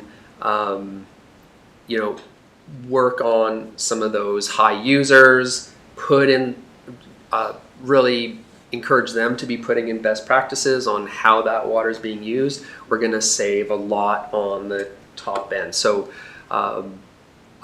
rather than that, just taking that as a hunch, we want to confirm if that's the direction we want to go. And so that's why we've got that money flagged there. Because they're all metered at this point. That's right. So the ICI customer group, which stands for industrial, commercial, and institutional, that group of businesses and institutions in Nelson is all metered. We have about 365 meters running in Nelson right now, which we read monthly and collect data on monthly. Yeah. So the balance is that 10% is a heavy user group, but also core job maker, core business of our town. Hospital. All that. So it's like There's a trying to lot of find water. that balance between controlling the flow, but also allowing those organizations to do their business. Exactly. So we want to be able to understand, we know where that water is going. We have that information now from those meters. We read that every month. And when we do spot problems, we reach out to those customers to say, hey, you've got a problem, right? And we get a great response. We know that there are places where we could be saving water, and that's what we want to do with this review. Make sure that we're not targeting unfairly, that we have things spread out, and that's going to include that, reaching out to other municipalities of that same size, make sure that we're kind of on standard. Yeah, and if your commercial is using water in a way that isn't making money anyway, then there'll be an incentive there to moderate that. One of the things that could be considered is that because there's some water use that's going on, which is already against your bylaw or against the city's bylaw, is because of that, you could then say, okay, you folks are not compliant with the bylaw, we'll give you a certain window to address this, but then after a date, here's what we would meter you at based on what rate we've developed here. And by the way, just based on your last couple of bills, here's what the damage looks like in a bill that we would send you. And I would think that in most situations, based on if you're using it as a once through cooler, that you're going to see that, wow, I'm going to pay an awful lot for that. This really would be a good time to not get into this and to replace that piece of equipment, as opposed to us just saying we're going to up commercial rates and then having everybody at the hospital trying to figure out how to use less water. That's not what we're trying to do here. I think it was more that it's to be targeted at a group that's already outside of what your bylaw is saying is okay. It's just providing an incentive and a window of the change occurring. So I very much appreciate all of that and go forth and do that work. I do have a question though around if we have someone contravening the bylaw now, there are no mechanisms whereby, like, are we finding these locations? Are we taking any further action? I know we're trying to create a framework that doesn't lead us down into this path, but I'm also curious about our enforcement of our bylaws. Yeah, I'm not sure what happened when they installed these. Like, the co-op's a good example. That was a newer build, and they went ahead and did a flow-through cooler that was against our bylaw. They would have had a building permit and plumbing permit, and so I don't know if we just ignored it or whatever. I think we have some responsibility in this as well, because we didn't enforce it at the time that they did that build. I know Safeway upgraded all their coolers. I think Savon did the same thing, and again installed flow-through coolers. So would have to have a look at what happened during that time, but I don't think we at that time we should have said no, you're contravening our bylaw, and whoever their mechanical folks are supposed to know our bylaws and or their designer, their engineers, etc., should have known that as well. So I think there's some joint responsibility there. So I think we need to. I think the option you have is meter them, and because it's a financial incentive, that's ultimately to me is more than remove them, meter them in a way that, gives them time to, think. I think it's not reasonable to pull all that equipment out in tomorrow, but they should pay for that. We're not in a water crisis. It's not like we're in a water crisis. I'm not sure what our emergency plan is around there, but obviously food's important, so we probably wouldn't say don't. So, I appreciate that, thank you, I really get it. Oh, microphone.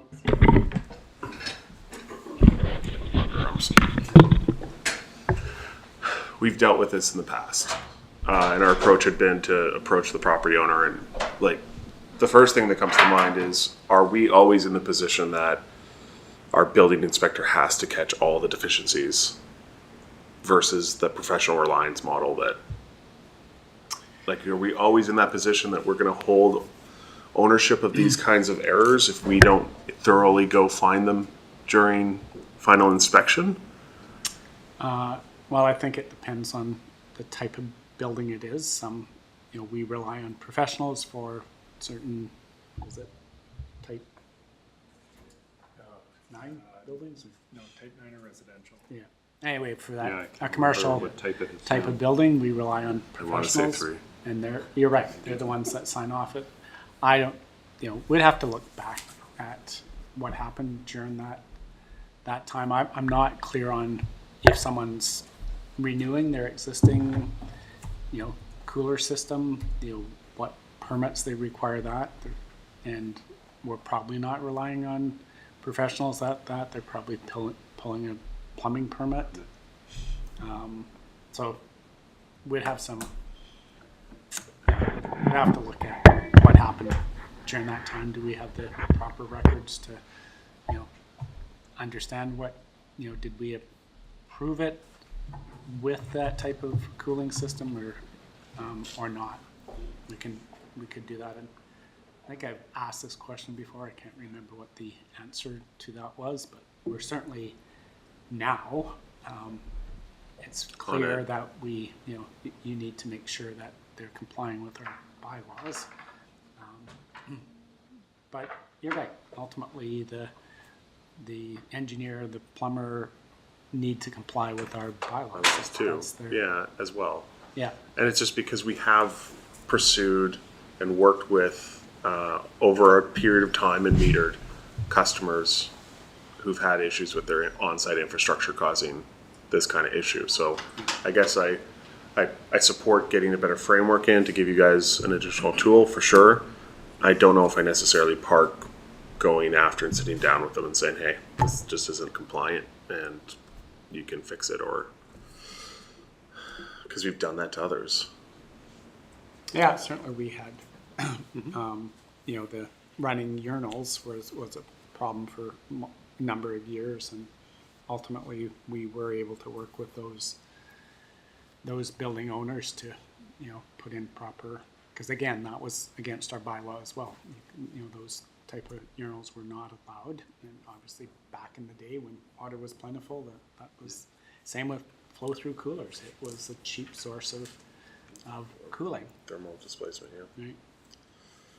Part 3 is larger than 3 stories.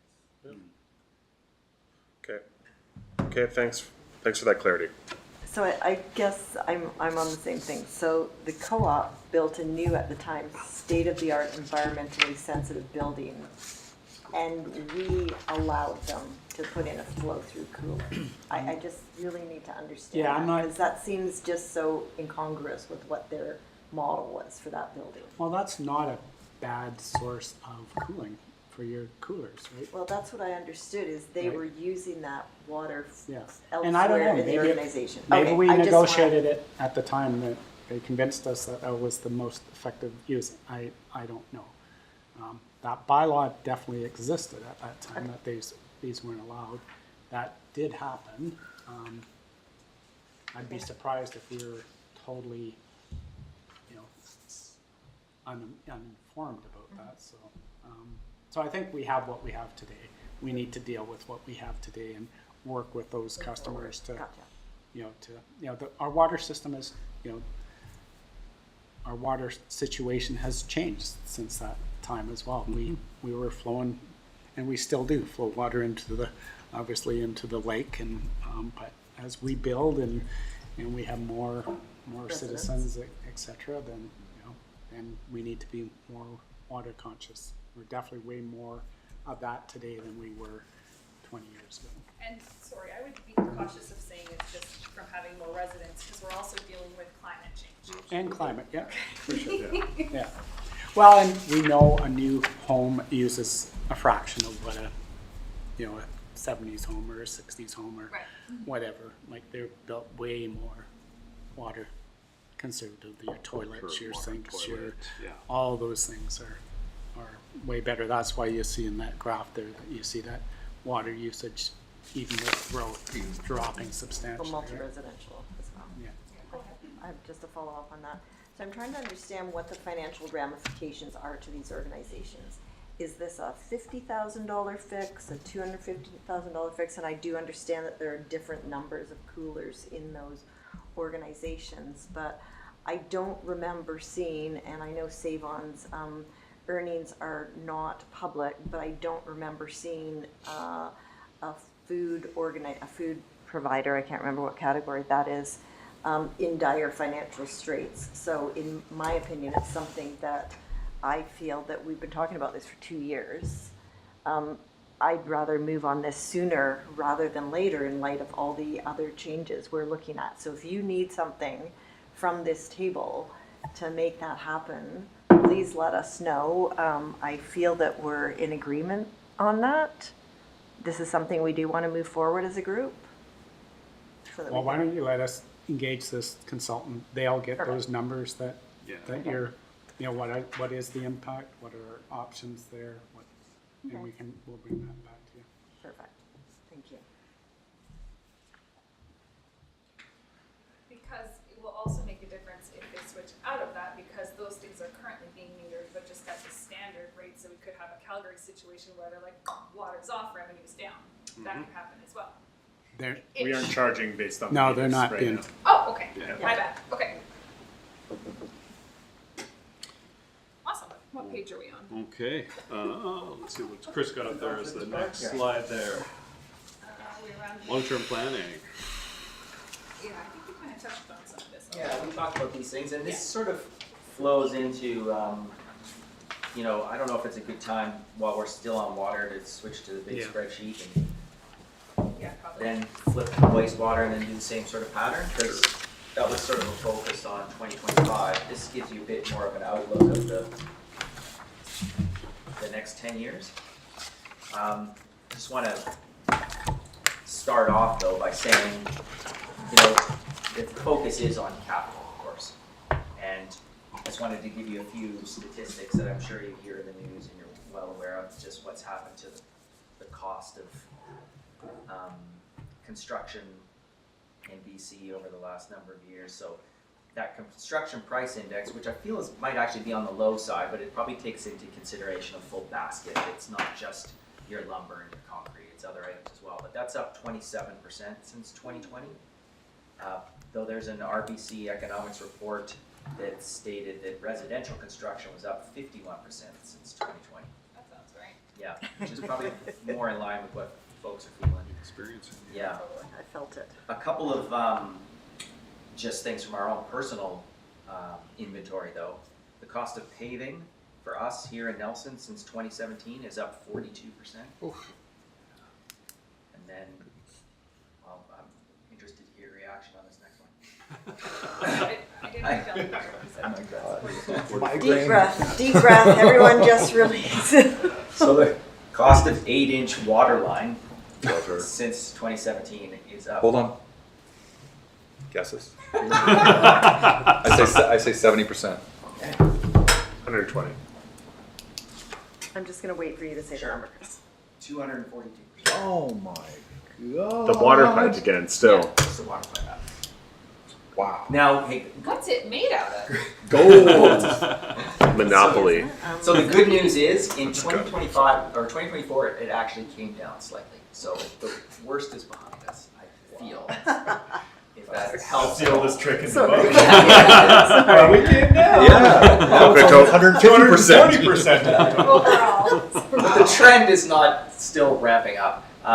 And, you know, that's just a small fraction of the, you know, civil work that we would do. The actual cost of the pipe, there's the labor, and there's the Is equipment this, charges, things like that. as far as you know, is this related to the failure rate that we're seeing in municipal water piping from 40, 50 years ago? Wasn't there something driving piping costs because of? Demand or something? No, PVC is a polyvinyl Yeah. chloride is a yeah. hydrocarbon product. This is linked to probably carbon tax and hydrocarbon prices Okay. overall.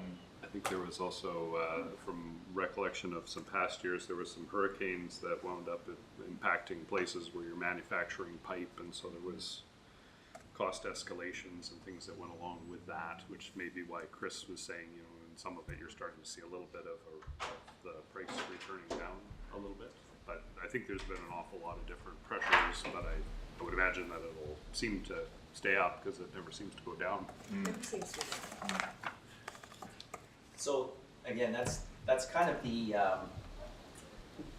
driving piece of this next 10 years budget. So if you look across the top here of the spreadsheet, I've lined out the rate impact across the years, 2025 to 2034, and I've broken it out to what we would need to, first line, just cover our operating costs.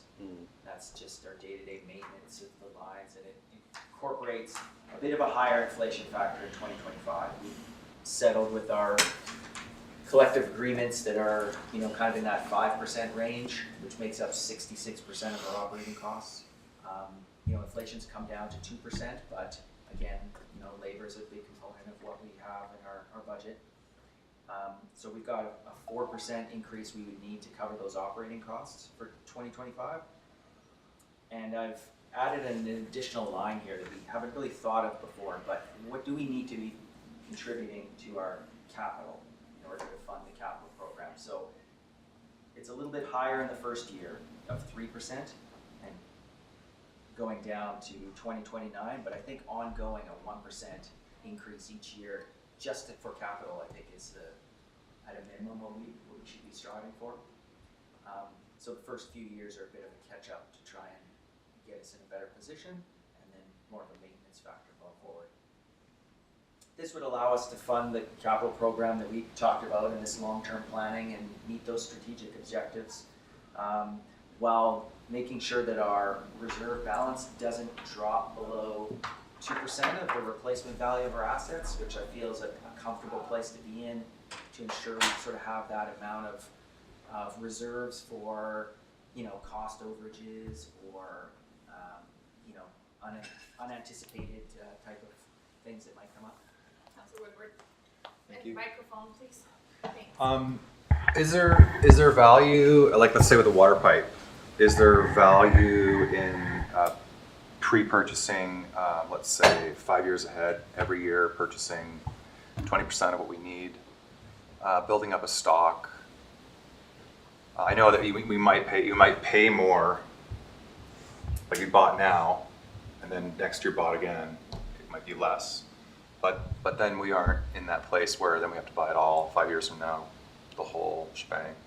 Well, we do carry a lot of inventory. We did, you know, right after COVID, build up those inventory amounts across the board in hydro, water, sewer, more because of the supply chain issues, and we were just wanting to make sure we have that. So we do have more inventory now than we've had in the past, so we have sort of followed that, you know, logic. And just add to that, one of the limiting factors of maybe taking advantage of that would actually space, right? Yeah, to right. store the material. Right. And so, yeah, and we are, you know, over the next number of years looking at our public works yards and know that we have to expand them. And when that happens, then we'll look at what opportunities exist to take advantage of that type of purchasing at that point. But at this point, especially with taking on KLW and trying to, you know, figure out everything that works around there, you know, it's Just thinking between the sewer plant replacement and Baker Street, that's a lot of pipe. So are you worried about the availability, or you're? I'm worried about cost increases? the capital hit when, you know, like in 5 years, we're gonna buy like X number of pipe to. That's, we build up reserves to, you know, we fund that financially. If you're worried about pricing, you can buy futures. That would lock in, yeah. That's how you lock in today's price and the future. So there's that options. I don't know if we're feeling that, you know, price escalation is that as much of a risk now as it was in the past. So that's the strategy you would use to lock in today's, you know, or that anticipation of what that future price is today by buying futures, and you know, basically one offsets the other. You know, your future prices would go up if it escalated, and your that offsets your higher cost of pipe. But basically, what we do on the capital side is we put that money in reserves, so you don't have this big hit in 5 years. And regional bulk buying, would that be like if you were buying with other Tri-Cities or the regional district? Is that part of our buying group stuff? Well, you mean through Canoe doing Yeah. that sort of thing? Yeah, we get pricing through, I guess it's sort of pre-approved some vendors at municipal prices. Service that we have at Canoe, it's called. So those types of sort of homogeneous goods like water and sewer pipe and stuff, you can purchase through those types of agreements or arrangements. Yeah, so they've done that bulk buying for all their customers across Alberta and BC. I think Canoe is. Thank you. I'm sure. Sometimes I just feel like I'm just saying things you guys have already thought of like 6 months ago. I don't know. It's great. Yeah, it's like we've already thought of that. So just shush. No. No, you want to hear it. Yeah. Well, and I think it's important for the public to know that you know, we do look at bulk buying. We use services such as Canoe. We build reserves so that we have money available when we need those large capital purchases, etc. Chris, maybe before you carry on, for the next bit, if you could just read out the line numbers that everybody can. Sure. So I was kind of be looking able to at keep up. line number 2 in 2025 of that 4% inflationary increase for operations, and then line number 3 was to introduce a 3% charge to help fund the capital program. And the water utility, from a debt perspective, only has another, I don't know, a couple of years, I guess, a few years, maybe 4 or 5 years that its existing debt will then retire. But in order to fund the 5-mile pipeline replacement, we'll borrow through the water utility for that project. That'll start in 2027. So I'm jumping around a little bit, I understand that. Maybe I should just go down one column. So I guess I was talking about debt because there's that debt service line that says 0. Okay. Right. And that starts So in 2029, but you're saying 2027. Yes.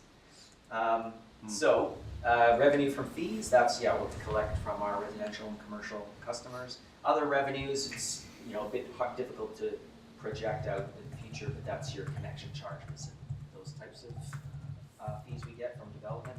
We'll just, you know, carry a sort of an average value going forward for that piece.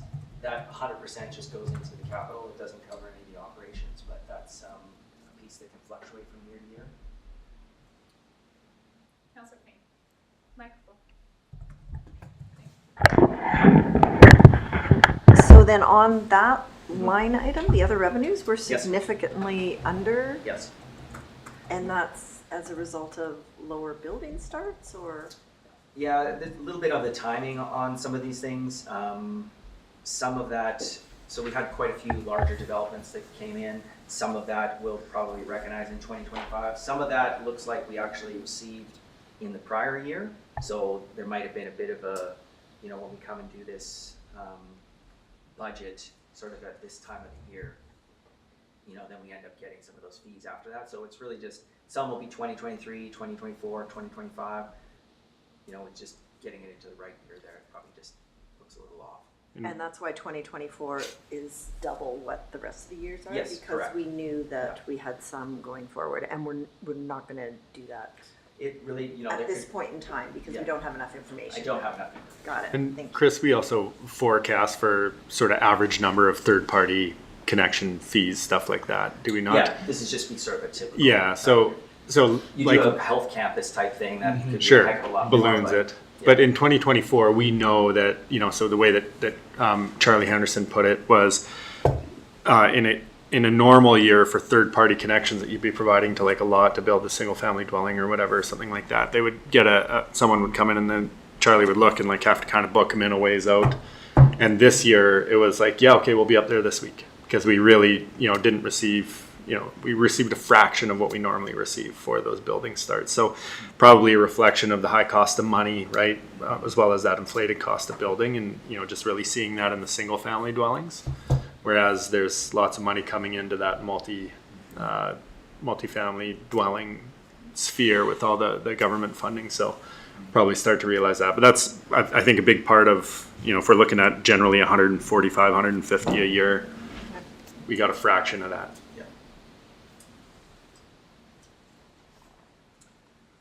So then moving down to line 12, your operating expenditures. So 2025 is showing an inflationary increase to that, plus, you know, in speaking with Charlie Henderson and Scott here about their needs for the utilities going forward and being able to manage the capital and the operating side, is to bring in, the thing we'd be looking to do is bring in a new supervisor position that would be split between water, wastewater, and storm, to be able to kind of manage that and help manage those three utilities. So part of the cost of that is being picked up here in the water utility, as well as what I spoke to before of having an operating line for the dam safety piece. That's in here as well. So, Chris, all of that's in operating, not in capital? Right. Okay. Would that position be a permanent position?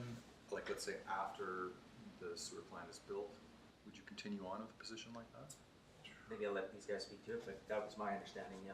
Yep. Yeah, we're currently looking at, I mean, we've really been putting a lot on you know, certain individual shoulders in that we have, you know, so two treatment plants, a water treatment, which is perhaps less complex at this point, a wastewater treatment plant that, you know, is sort of past its design life and takes a lot of effort to troubleshoot and kind of, you know, deal with whatever happens on a given day. The force main is a great example of that, right? As well as, you know, pretty aggressive projects, capital projects with, you know, the work around Baker, things like that. So what we're looking at here is having diversity in there in the leadership. So Scott will still be there.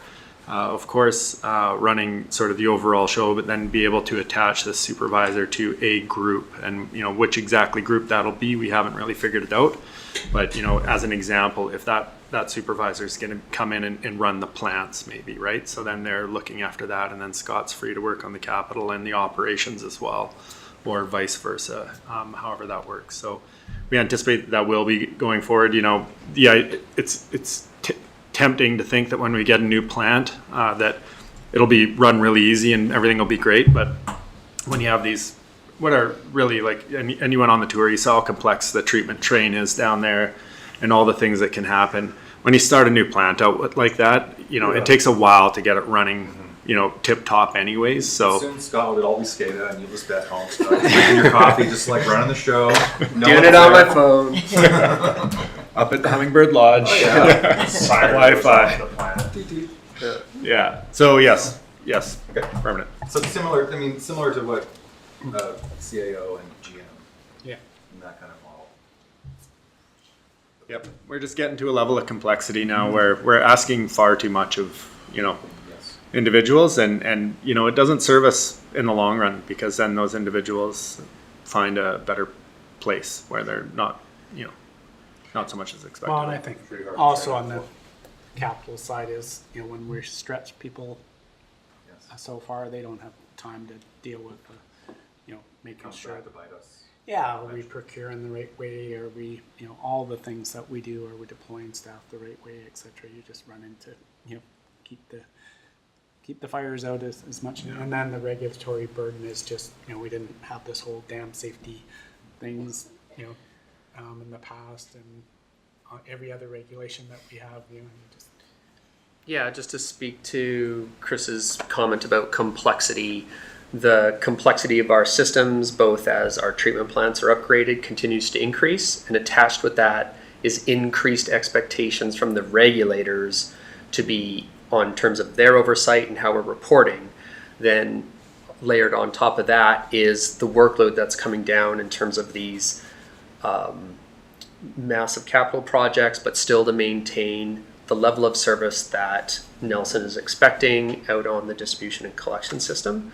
And really, I guess what we're saying is, if we're going to start really investing in steering this utility from a strategic standpoint, we want to start focusing, investing on that while we still maintain operations. So it's always tough to decide where that critical mass is, but lately, the last couple of years, with the weight from liquid waste management plan, increased emphasis on capital, it seems like now is the time to just parcel off and start that. Makes total sense to me personally, for sure. And the town is, we are definitely, the complexities are compounding for sure, compared to 20 or 30 years ago. Thank you. Okay, so you've got your total revenues on line 10, less your total expenses on line 15, leaves you your, on line 17, 1.256 million that we have in order to be able to put into our capital reserve. We just talked about the 2025 capital plan. So, Chris, maybe one thing to point out is that's really driving expenses in these future years is that debt service that you can see. Yeah. So on line 14 in 2027, that's when we start paying interest on sort of a construction line of credit and then start paying off the principal in 2029. So that really adds 1/3 more cost to your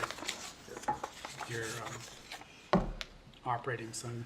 Sorry, and I forget that's the 5 mile. Yes. Water line. Correct. Yeah, gotcha. Thanks.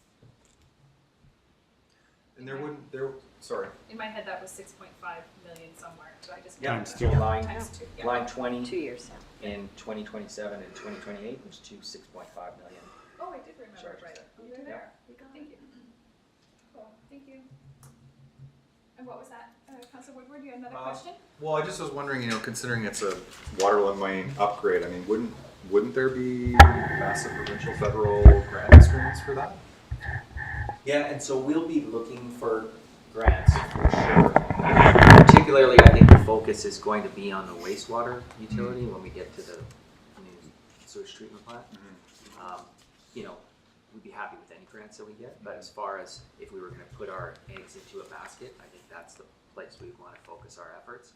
And if we can manage to fund components of this ourselves or with debt and kind of go for something that's a bit more higher dollar, and you can get some grant funding for that, that might be a more strategic approach. Again, happy to get 2 grants, but would not want to apply for a grant for 5 mile and miss out on something for a wastewater treatment plant.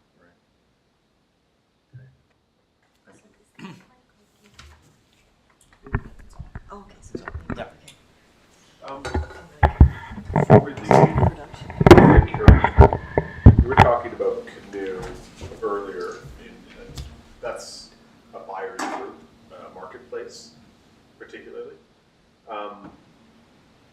Given I was just doing a little bit of research on PVC pipe pricing being driven predominantly by the urbanization going on around the world in Asia and elsewhere. There's global forces driving costs. Do we have something provincially amongst the local governments where we are group buying futures? Because there's maybe beyond just ourselves, but across the southern interior, there's going to be a certain amount of piping that will get consumed regardless. And are we working as a group inside of that buyer's group to secure futures in these various commodities that the group can then leverage later on? Is it, Yeah, I mean, definitely something I can look into a bit more, because we're not the only ones that are feeling this. You're totally It can't right. be the only Yeah. product. Yeah. Absolutely. Yeah. Well, I don't know if it's, might be, not sure what alternatives there are out there, but. I mean, Yeah. like, concrete's gotta be doing this, steel's gotta be Yeah, doing yeah, I this, see what like, you're saying. Yes. It's not the only Yes. thing that local Right. government is constructing things with. So are you talking about buying futures, or are you talking As a about? group. Yeah. Maybe not to fulfill the full need, but the conservative amount we know the group would actually consume in a year. Yeah. So, Having that be built into the procurement that they're working with. yeah, futures are really to manage risk, right? So you take, so futures are anticipating what future prices are going to be. That's why it's a future. It's not, you're not locking in today's price. You're buying, anticipating what the future price is. So not being so narrow with just the futures, but locking in prices through long-term contracts with suppliers. Yeah. Futures where It's an necessary to mitigate risk. Yeah. Yeah. So what, you're transferring risk, right? So, so anyway, I think it's a good thing to explore. Yeah. Certainly the province has negotiated, pricing on certain things. They're doing heat pumps, right? They're bringing in a bunch of. Right. So, there is provincial pricing on, they negotiate contracts with various suppliers so that, all of us that fall under that, the buying groups do that. So, one thing, I work for a company where, we're selling product today that was going to be used in, a year's time. So it was important for us to lock into that, and especially, it was priced in a foreign currency. So, you've got currency risk as well. So anyway, I think it's worth, exploring that. I think, you need professional advisors, and maybe the MFA might be That's kind of what I'm thinking. that Like, avenue. is it something in parallel with the MFA, or is it a subset of? Because that's what, they're doing that type of work, but it'd be a good conversation to have with them. They're probably the right group that would, they're looking at what, they issue debt in US dollars, right? So, that's their market is generally American buyers. So they're going to have a lot of expertise in that, definitely that foreign, I think one of the foreign things I'm currency concerned risk. about with our big capital project coming up in the Yeah. next 5 to 8 years is that our planning is that the project pricing is gonna run away from our planning. Our planning is at a certain stages, and then the project is actually running away quicker than we can actually mitigate for it or adapt to that. So I think what we're talking about here might make a lot of sense, so that we can actually lock in, so that we can actually do our budgets in a very, in the most on target we can. And we'll, procurement is definitely on our radar of how we procure. So we'll talk more about that probably on the general capital side of this. But we do need to, we need to get our, get these projects out at a time when, when contractors are looking for work. We need to, at Nelson Hydro, they are probably more sophisticated than the rest of the organization in terms that they pre-purchase certain equipment, their transformers and things like that they pre-purchase, as opposed to, going out to a general tender and let the contractor procure those sorts of things. So there's a number of strategies that we'll look at and managing, this is good food for thought of, other options that we could be looking at, and those conversations that, we should have. I don't know what a large city like a Calgary or those type of larger centers do, but, we can. Well, that's where my example came. Yeah, try to earlier, replicate that. They were hitting price pieces because that steel wound pipe all came in around the same time, and it was all starting to fail across North America at the same time. Calgary's not the only one to have that pipe go. It's for Montreal, a bunch of incidents down in the States. Nanaimo. Nanaimo. They were all part of a buying group that bought that steel. Costco. Sound like a good idea at the time. It was super cheap. Anyway, great conversation. Great conversation. Yeah. Okay. Let's meet on it later. So, yep, talked about the 2025 capital plan, and you can see that on that line 2026, but then going forward, what that plan looks like.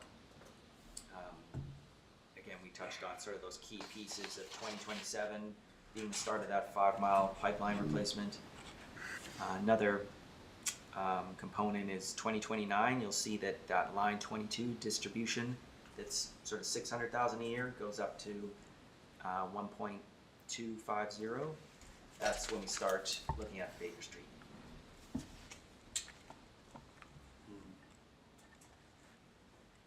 Okay, so just how this thing kind of reads through then.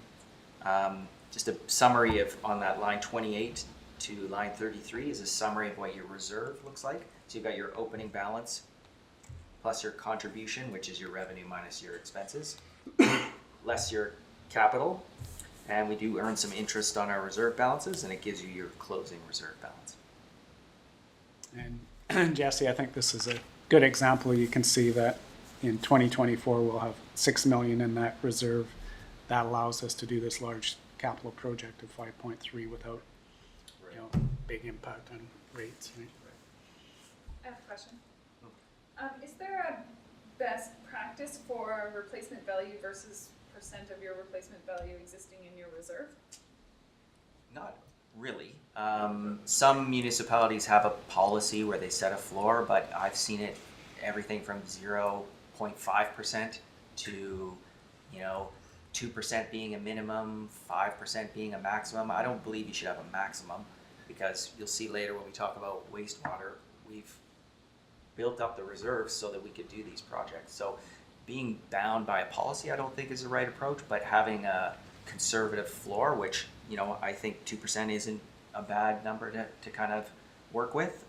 So I've tried to keep it sort of around that level, but there's no hard and fast rule. It's really setting out your 10, 20-year, 50-year capital plan and ensuring that you are reasonable with your borrowing and have sufficient reserves to be able to fund that program, and look for grant opportunities where you can.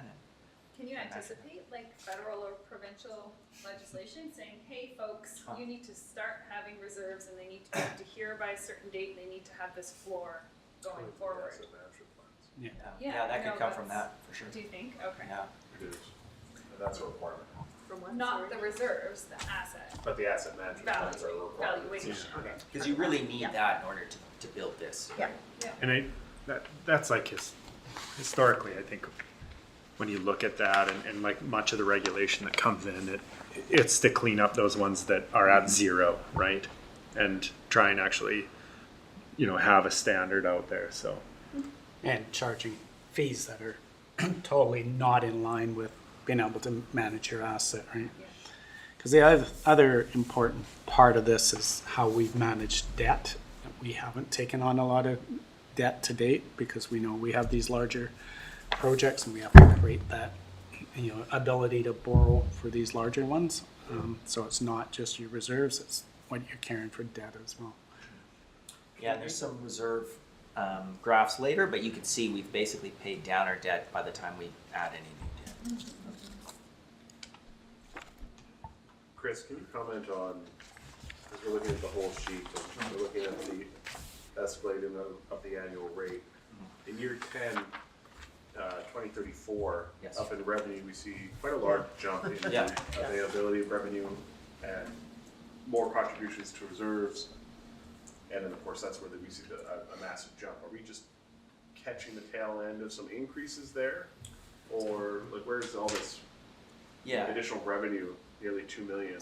So we'll kind of get to a slide later, but if you recall, we did something in 2019 where we switched the rates around, where we started putting more into the wastewater and less into the water. This flips it back. Once these projects are done, we kind of go back to where we were. Doesn't it make you feel warm and fuzzy that he's got this so dialed?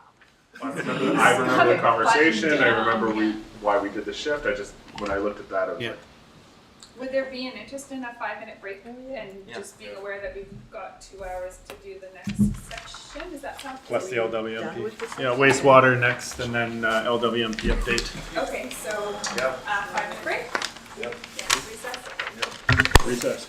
Recess. Run to the Run to the monkey bars. Very exciting. Residential. taking my When are we gonna get grandson that? to kindergarten and Water Okay. pressure is like. We are going to I can't return. believe it. We are waiting for the thumbs up.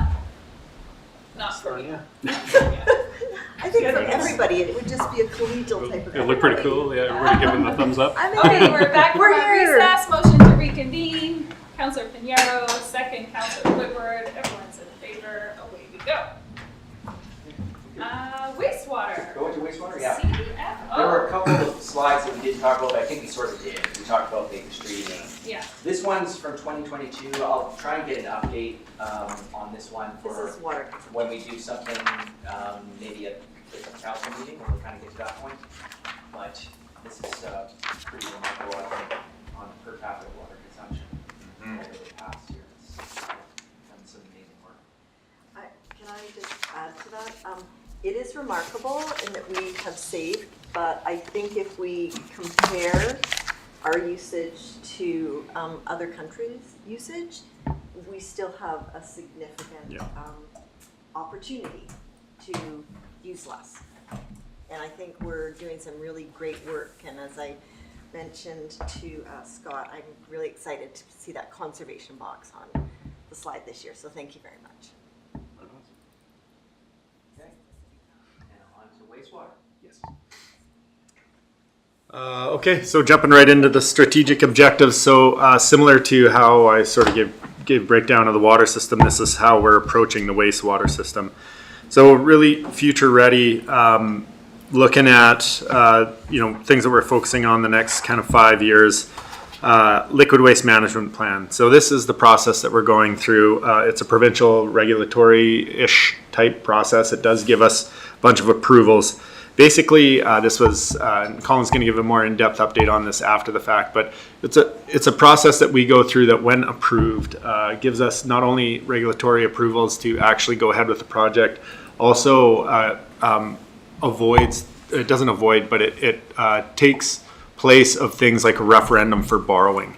So once we've successfully completed the LWMP, it's been approved, then that is considered approval for borrowing as well for something.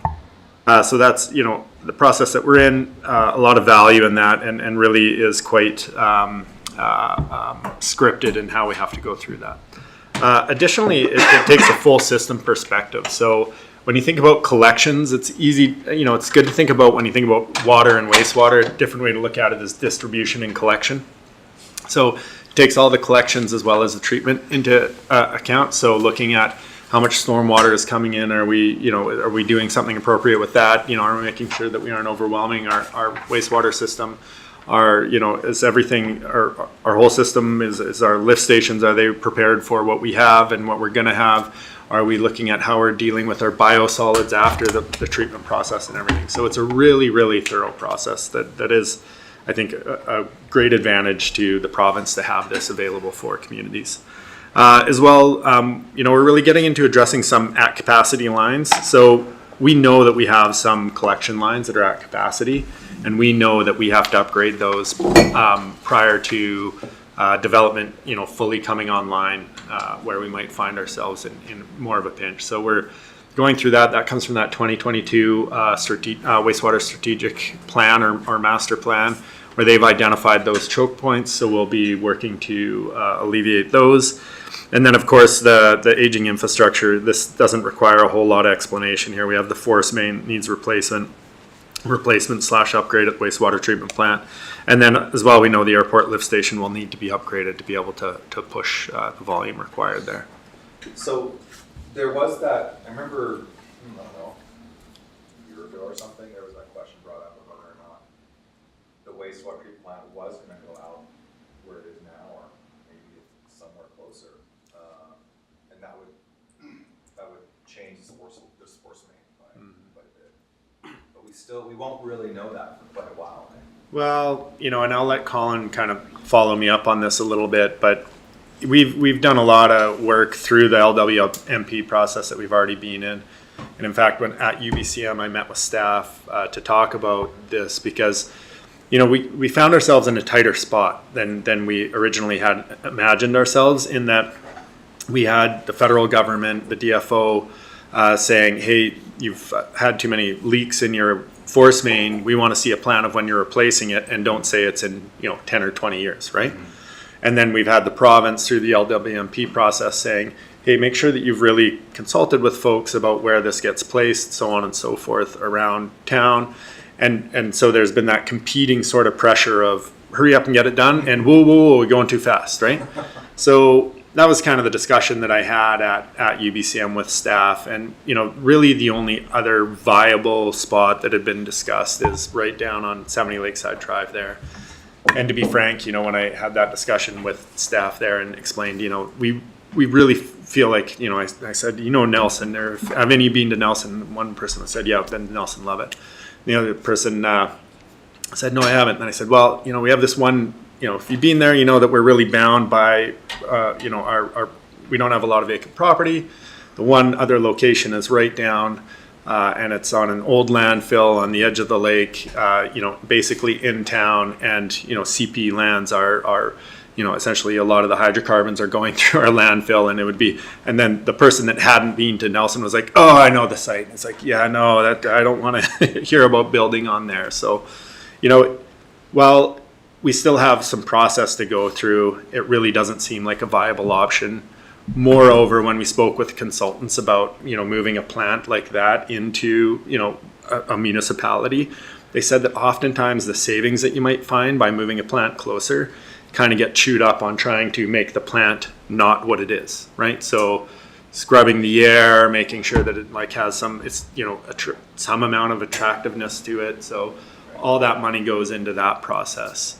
On top of that, we also know that the best area to actually release our effluent is, where the mixing occurs right there. So we'd be piping it down a ways anyway. So basically, lots of positive check marks for where it is. And it was built there for a reason.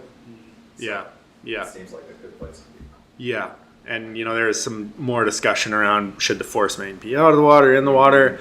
Again, you get into that discussion. Replacing like with like where it is one thing. Finding a whole new route for something and get all those approvals associated with is a whole other thing. So again, recommendations have been, it's in the water, it's worked really well, and so that's, likely the best route forward. Floating force. Watch out with your speedboat. Careful. Colin, do you have anything to add to that? To the force main, or well, to the general about the siting of the plant. Oh, yeah, I think you've kind of captured that in a nutshell. Okay. Thank you.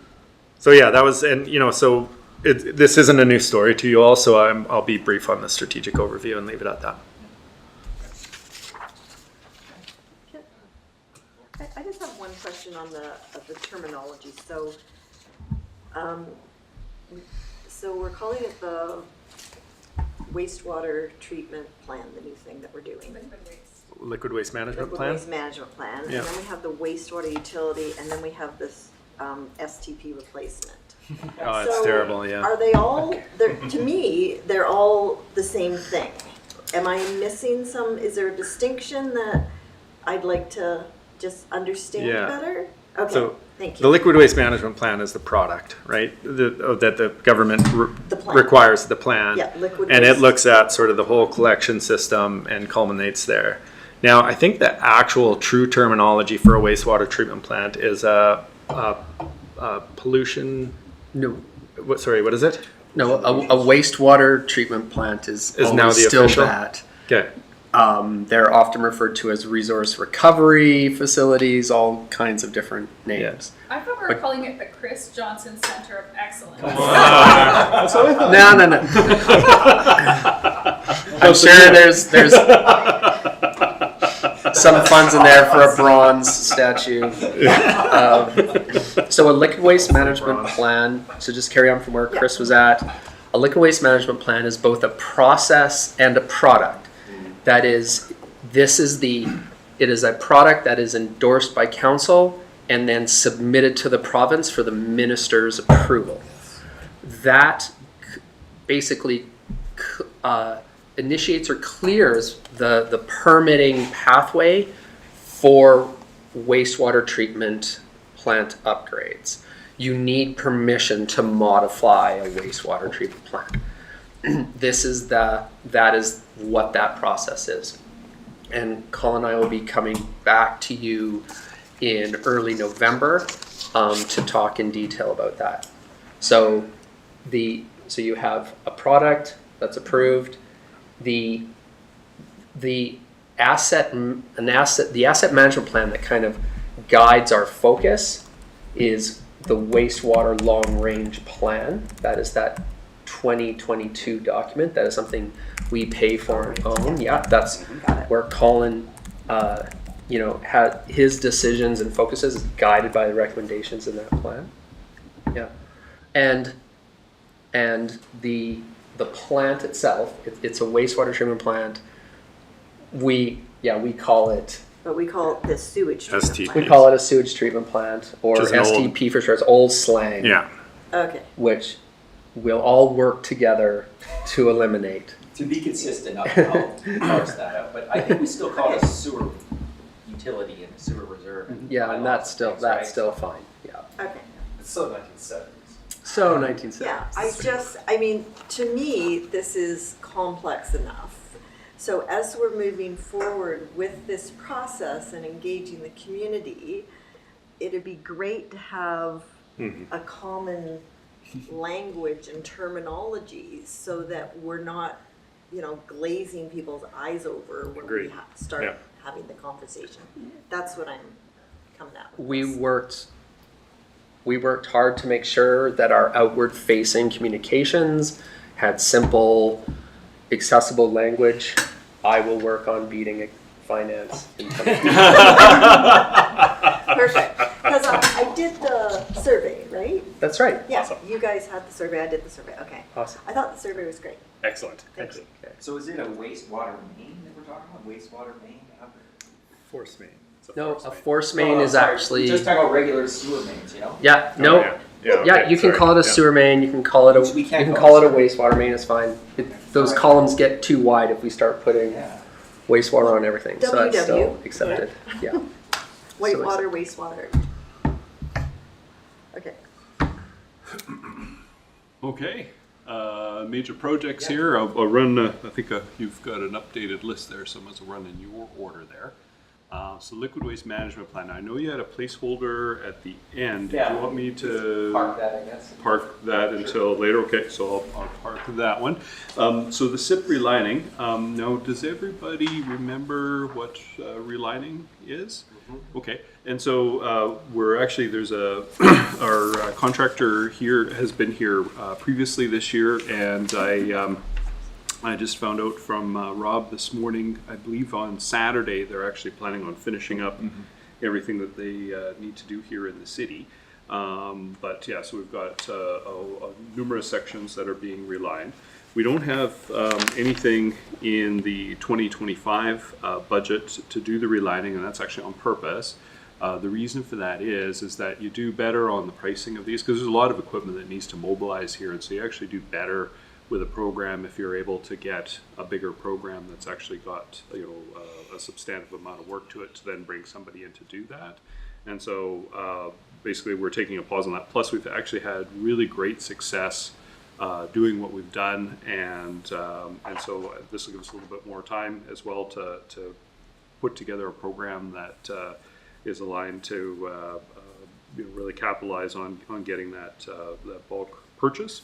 I think there was just the one segment is what I'm remembering this year that we had to not line it just because there was a bunch of structural defects that we identified. So that's something that we'll have to work with Scott's crew on how we go about repairing that, because you need enough of a there needs to be enough line there to reline it, as opposed to if you've got broken and snapped pipe, there can sometimes be enough damage that's already occurred to the pipe that is just not able to reline it. But it's been successful for us in the past. I know at some point in the future here we'll be revisiting doing the relining, but we don't have any on the agenda here for next year.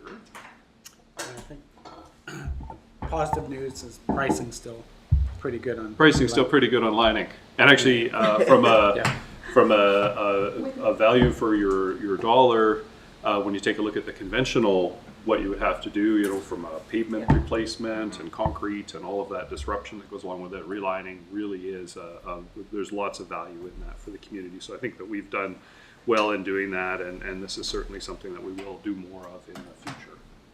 How much relining of our system have we done now? Oh, pretty good chunk of it. Geez. Probably in the 10% range. Yeah, I'm thinking it might even be higher than that. Yeah, Scott. I thought we were well I think we're higher than that. How about I get that? Rob will be able to give you the we number. Had the map of Yeah. relining here. At Here, 1.2. I'll get that, and I'll be able to share it here next time here.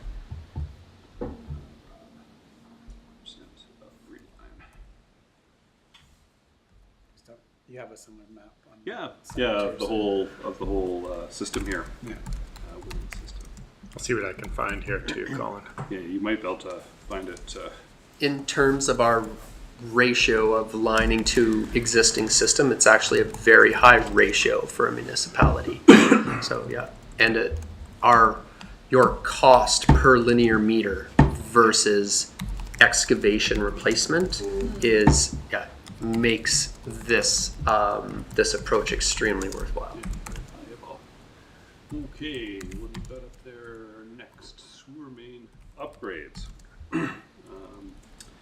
So there's always a portion of sewer main upgrades that are done. Now I'm not, this is a little different than my sheet. Was there something? Sewer main upgrades this is the planning for those at capacity ones. So okay. This is, where we're looking at this year, well in 2025, doing the planning for those couple of locations to get them dialed in. And then I think it's in the 26 budget, Chris, for the actual work to be completed by Scott's crews there.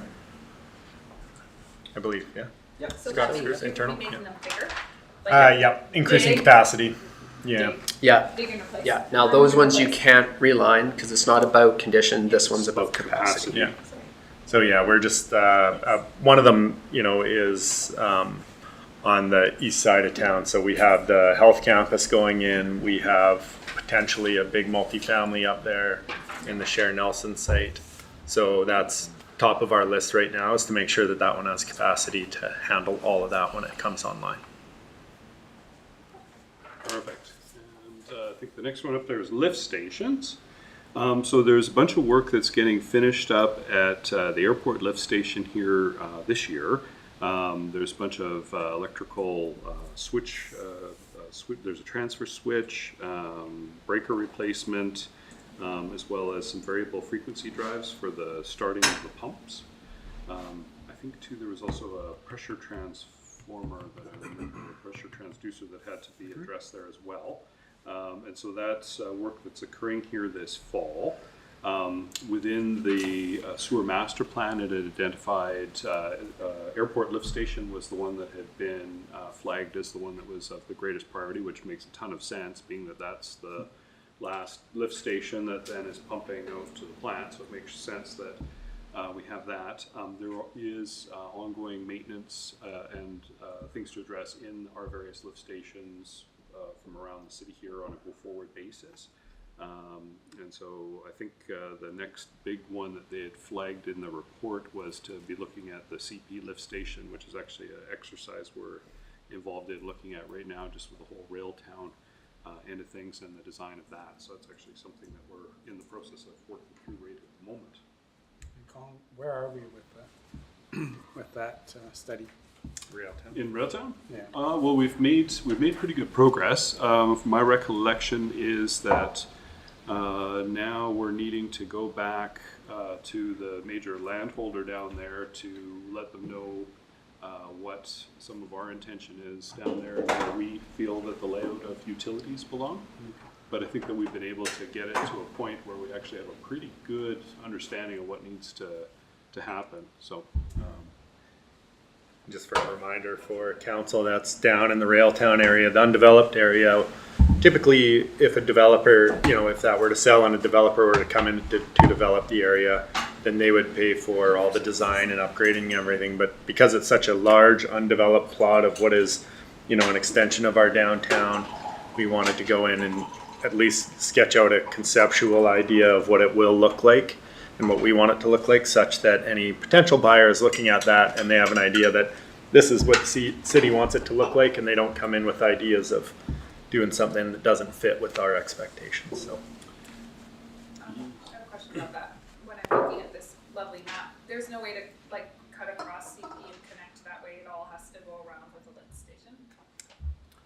Well, that is something that we have looked into in order to do some of the, I guess from a sanitary standpoint, getting it back to the airport lift station and how we best do that. Whether you've got an awful lot of track that you're having to go underneath here. I think there's 5 tracks in a row is what I remember, a piece of trackway in there. So, we're looked at that. There's actually, even from a stormwater perspective, there's been some pitch about, is there a possibility of doing this? That's something that I think we've got to really work at with the property owner down there, because of course they're not typically really excited about having a lot of infrastructure go under the rail, and it could prove very costly just in doing that, and what they would want to see and how that would go in. I'm guessing it would be a directional sort of boring or something like that is what they would be interested in. Oh yeah, there might be more environmental. Yeah, and so there's that, and then there's historic contamination issues and there's a lot of nuance that goes along with it. So I think there's definitely things that we still do want to explore there, but there's also some strong indicators that with some of these things it may just be better to pump it through our system and get it back to our airport lift station and out. Thanks. My question was just around the work that you're talking about doing in Railtown. Is that possible that some of that funding, if we do receive the Housing Accelerator grant, would be available to do that work? I believe Kevin's so. nodding. Yeah, we definitely talked Because I about think that on the original Yeah. application, that's one of the things that we were looking at. Okay. Yeah, that infrastructure. Yeah. Yeah, I have this funny look on my face because the two versions, and version 1 of the half funding, it wasn't, you couldn't say that we're going to spend this directly on capital infrastructure, but if once you got it, you spend it on capital infrastructure, that was okay. So like the 7 deliverables that you had, it couldn't be capital infrastructure, one of them. Got it. So it just chicken or the egg thing a bit. I talked to a couple other communities. It was. It just can't be one of the 7 deliverables that you have. Yeah. Yeah, fair enough. Okay, so that is a possibility that to defer that cost somewhat. Okay. There, or to upgrade like we're doing on the east side of town, where we have these under capacity pipes that we need to make larger to allow for development. Yeah. And does it, I'll talk to you about that. Okay. It's about half, just burying cable. Hydro. Force main upgrade. Is that where we're at? Yes. Yeah.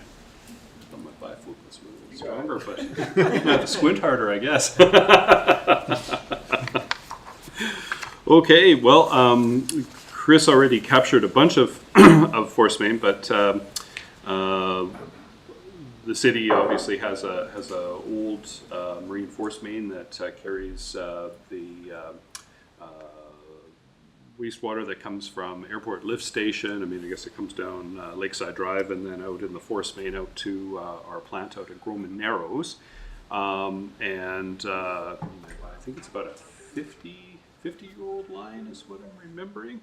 But it's worked remarkably well. However, in the past, I think it's been kind of a little bit of an escalating thing that's happened over the last 5 years, if my memory is serving me correctly here, where we've started to we do annual inspections of the system, and where we had started to discover that, well, wait a minute, we've got a small hole that's in the pipe, and we need to obviously to address that and put a clamp on it.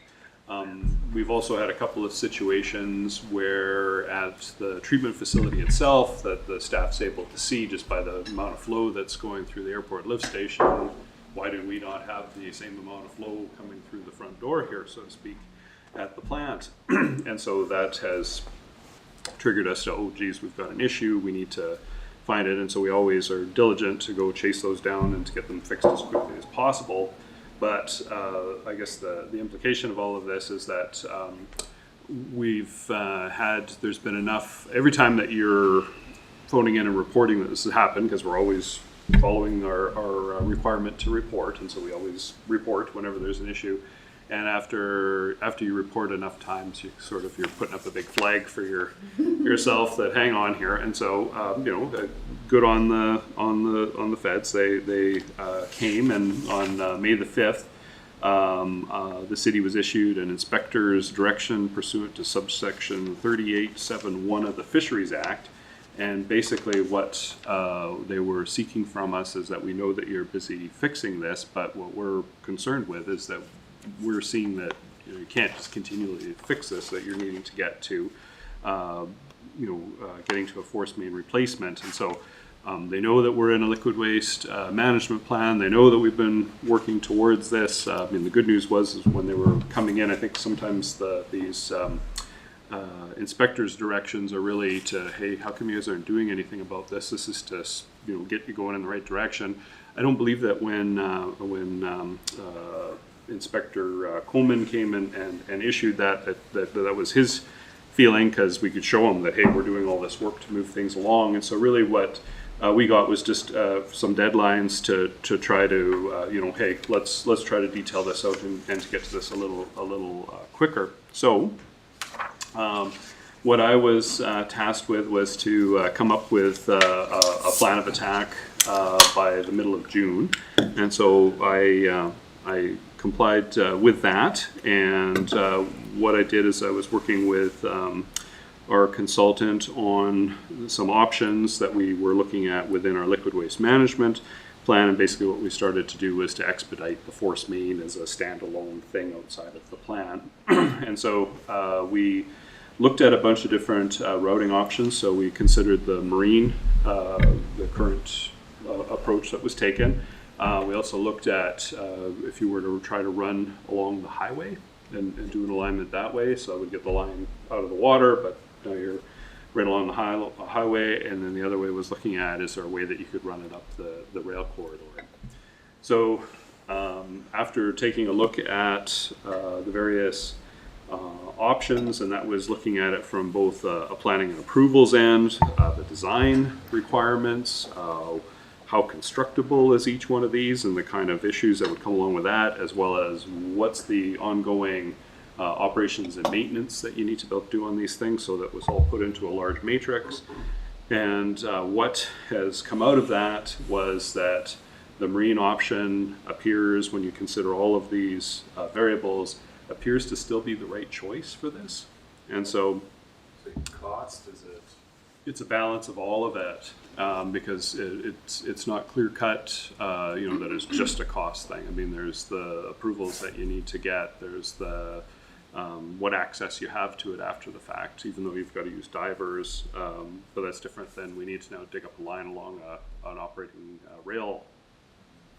And so in looking at that, the marine option was the option that scored the best by the time you've considered all of the factors. And so what we got started doing because of that is taking a look at, okay, well, the marine approach seems to be the best. So one of the things that we were proceeding with is getting a bathymetric survey, which provides a detailed map of the topography of the lake bottom. And so that will let us know about the depth, the contours, what kind of hazards exist, and where the routing would be underwater. A topographic survey, looking at all of the information that we have. That's both information that Scott has from plant operations, all of our times that we've had to inspect it and all those reports, to review the dive footage of all the video that's been done, and to do a desktop geotechnical investigation of things, all with the idea of taking a look at this to see, is this really the way to do this? And that from that, they're to report back to me, and I'm to report back to the feds by December the 17th with what our planning is and how we're looking to be proceeding with this in the future. Ultimately, they're wanting to see repair of this occur, or replacement of this, I guess would be a better descriptor. It's way beyond repair, in a quicker time frame. The part of this that makes it a little more difficult is kind of like what Chris was talking about. You're talking, it's part of a liquid waste management plan, and it's a pretty important piece in there. But definitely from the federal standpoint, they don't want to see us, having a liquid waste management as being an excuse for not making progress on something. They want to see that this is moving forward. And but on the liquid waste management side, we also don't want to just be moving forward with things without having to have adequate consultation with the community and find out what's wanted. So my gut would say that you built the pipe right next to the old pipe, basically? Potentially. There's a couple of spots though where it gets really deep, and I'm not sure that that's actually the right place for it. Okay, so it actually might be in a different... It could be, I think it'll be a marine alignment, but it may not be the exact same alignment that had historically happened. See, and I guess shallower the better. From a dive perspective and us being able to fix it, absolutely. It gets pretty hard when they've got to go in, and I think plus with all the depth, if I'm remembering correctly, Scott, you can do a dive at 20 feet for a certain jag of time versus doing it at 40 feet or 50 feet. Those time frames get really reduced, and so just the ease of being able to repair it, our ability to be able to inspect it, not having it at that great depth probably has a bunch of advantages to us. I don't know if there's anything more to add to that. Treatment plant upgrade is the last line there. Is that what you meant? Treatment plant upgrade. Well, and that I believe that's all Wastewater. Wastewater treatment plant. Now, is there the stuff on? Oh, you didn't. You don't have Scott's stuff for just SDP maintenance in there. So Yeah. this would be the. So rolled into, force main upgrade and treatment plant upgrade both include kind of smaller items for maintaining those existing assets while we kind of work on those next ones. So in the force main piece, recognizing there's still going to be inspection and maintenance required on that force main, and same with the treatment plant upgrades piece. There's some planning for the treatment plant, but also I think there's still some work to do down there to make sure that the existing plant holds its own. Continues to function in the meantime. Yes. Yeah. So when I look at the money sheet, in line 22, so the 2025 210,000 is maintaining the force main, all the usual maintenance, and then the 1.2 million and then the 12 million, that looks like where we start to do replacing. Yeah. There's a bit of planning in 2025 as well, and then some of that is, I think about 50,000 is to make sure that there's enough for doing minor repairs and maintenance and things like that on existing force main. And then, sorry, go ahead. 2026 is the detailed planning. Yeah, so 10% of the build cost. Detailed planning, gotcha. Detailed planning. And then the build cost is the 12 million, but Yeah. we don't actually have a cost for it yet. Yeah, and the 25 that would include the bathymetric survey too, Colin. Yeah. So that's a chunk of money and sort of getting all that alignment and some of the approvals associated with that. Getting all of that rolling, so we know that can take a year or more, and so having consultants to be engaged on that and getting that process rolling such that we're actually ready to build in 26. No problem. Okay. And just the 120 that was not budgeted for this year, that was just triggered because of the request from Yes, DMO to do this work? yeah, to expedite some items here. Yeah, okay. Okay. Treatment plant is the last one there. Yeah, I don't know if there's anything to add on that. Yep. Yeah. 475, we talked about that. That's the RBCs. Yeah, right. Yeah. Yeah, the RBC piece. Yeah, and the upgrades. So they're rotating. You'll recall the heroics of Scott and gang when Very I think it was a $700,000 or $800,000 line item that you were able to deliver for around 4. Yeah, they did really well. Yeah, 2 for yeah, that's right. So this is a continuation of that project. So yeah, as a reminder, we and council's been aware that we've been struggling with that stage of our treatment process, really from a mechanical standpoint, which was leading to struggles in the treatment process. We found a contractor, had a really successful summer rebuilding that componentry, and this is a continuation of that. So there are 4 RBC units in 2 process trains. We did the 2 that required most of the attention, the critical attention. This is a continuation of that, and we will space that expenditure out kind of over 2 years, right? Just because we know that we can manage the risk on that. So yeah, just a continuation of that to make sure that we're investing in this plant. We still have regulatory obligations to be meeting. So yeah, I still have the operations folks, our plant operator is focused on meeting those guidelines, right? So It's going to be an interesting game you're going to play near the end. As the new one gets built and the old one is dying down. We're gonna have enough PTSD from it when it happens. Yeah. We don't need to start talking about it now. How you turn the money down, that's, on the investment and all that. yeah, so that's actually a really good point. So making investment decisions on our existing plant start to get very difficult now because we're having to carefully consider how much we're putting in, whether that's paying off now in the short term being a 8 to 10 year window, right?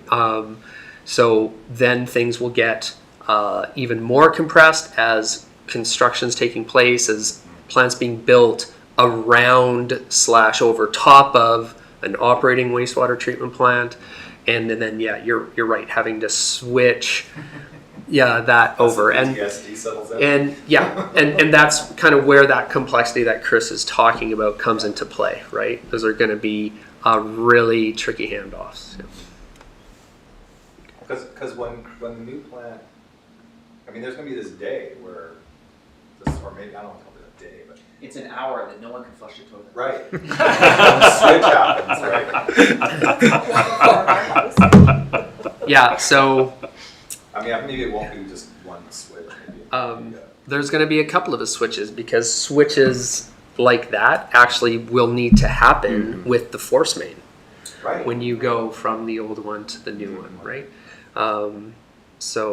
But from a planning perspective, from an asset management perspective, which is what we're talking about here, yeah, it's really changed how we perceive the investment in what we're doing there, right? So of course I've got to continue to meet regulatory guidelines. I've still got to keep things going, right? But it doesn't need to be gold-plated. It's got to get us to the finish line. Yeah.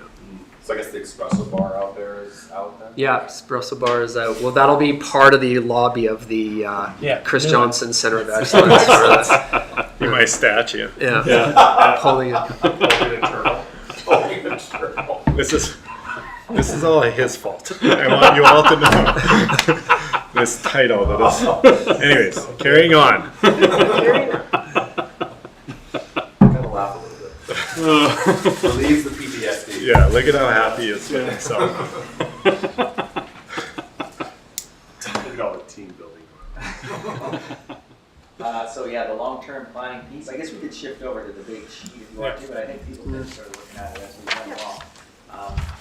But very similar layout, similar story, cost pressures, and it's introducing that capital funding component of the rate conscious of how much that is and what it's going to, and adding that on that line 3. The increase is a little bit lower for wastewater, and that again speaks back to that switch that you made, that you get a little bit more of an impact on a lower percentage increase on this because the revenue is that much higher in this utility. But on the operating expenses side, same kind of situation, got those inflationary increases, that same kind of 60-40 split with labor and materials, and what those inflationary impacts are. Adding the supervisor role that again is split between the 3 utilities. So that's in the operating expenses here. We make a contribution every year from wastewater to the catch basin on the storm sewer side of things. It's been $50,000 for quite a while. We do have a lot of work to do in this storm. It's not even an official utility reserve yet, but that's something we might want to look towards doing. So we'd be increasing that funding. So this is just internal from this to our storm utility. Yeah, go ahead. Chris, just to expand on Yeah. that, so everyone's with us on this. Turn of the century towns like Nelson started with a single collection system. It brought stormwater, it brought wastewater down to the lake, and out it went. Right? It's quite common. And what now Nelson, of course, runs a divided system, but the stormwater system's fundamentally underdeveloped. And it also contains a few cross connections where catch basins on the street are catching rainwater, they're catching meltwater, and they're contributing it to the collection system and down to the treatment plant. So you're treating rainwater in a wastewater treatment plant. You don't need to be. It's hydraulically taxing the plant, right? And you're really treating water that isn't needed. This money is also part of that larger strategy to take strain off the wastewater treatment plant by focusing upstream in the system and detecting and eliminating those spots where we're still catching rain and stormwater. It's something that we focus on systematically, and we still come across in our main replacement work, accidentally find misconnected catch basins. So by putting more money into this, we're now able to start getting to some of that, those tougher jobs. The low-hanging fruit's been taken care of over the last decade, and now we're finding ourselves in a position from an engineering standpoint where we're having to extend storm systems to reach those spots. So just putting a bit more money over there to get those hard to reach spots. And it's still also sending a message to the province and the federal government that we're serious about mitigating the strains on our treatment plant and about strengthening our system. So. And there's another component to funding that utility is the $15 storm parcel tax that we've had on there. Well, not part of this discussion, but it's when we get into property taxes, it's that fixed fee that's on everybody's tax notice. It's been $15 for quite a while. It brings in about $63,000 a year. That might be something that we look at as well, of trying to increase in order to fund this program that Scott speaks about. Is that reflected on here? The storm? Yeah. No, so it's not part of the Okay. wastewater utility. Yeah. It's in the general budget. As we're looking at these wastewater and water being separate, I know in our first 2 years we just say, oh, maybe should be one thing, so it's easier to just not have to separate all of the everything. And is that something we should really start looking for, or is it something that we're still talking about as that would be great, but we don't have time to do that? Yeah. I think we'll look at that over this year. Okay. To see what that looks like. I don't think it's a ton of work. I think it's just making sure regulatorily we're fine with that. I don't see any hurdles, but It would give a lot more flexibility in the budget. Yeah, because now you're not in two separate. exactly. Yeah. Yeah, and they're, Are you allowed to include storm? and we may want to look at storm as well. Okay. You know, I did do a bit of, you know, because you're right, we've been talking about this for a while, I sort of looked around, and I think I even posed that question to, you know, the GFOA, the Government Finance Officers Association Forum, to see what was out there. I couldn't find many, or if I recall right, any examples of like a combined utility, but not to say you can't, I just, maybe it's just always, everybody just has this, right? So, doesn't mean that we're not able to, I just wasn't able to my recollection, find some good examples. They probably developed at separate times in They every did, municipality, right? So, yeah, that makes sense. Huh. Are there other benefits to combining them besides just the paperwork and the flexibility in the budget?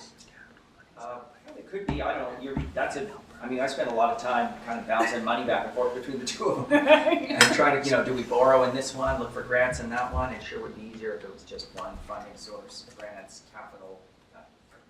Nelson leads the way again. Yeah. Well, as I think these guys talked about, it really is one system, right, ultimately. Interesting. Okay. Yeah, so same sort of piece here. You know, since we did that shift, there's more going to capital through this utility than there is on the water side, and that was conscious because of the big upgrades we have to the wastewater treatment plant, as it is now known in finance as well.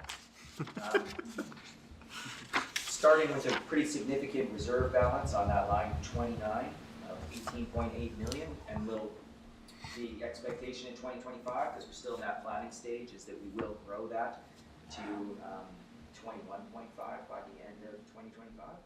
And you can take a look at some of the charts here later that sort of give you that more graphically. But that's where we'll kind of hit the peak, and then we'll start to draw down on that as we do components like the force main and look forward to the wastewater treatment plant. And the goal, of course, will be to try and leverage some grant funding in order to get the wastewater treatment project.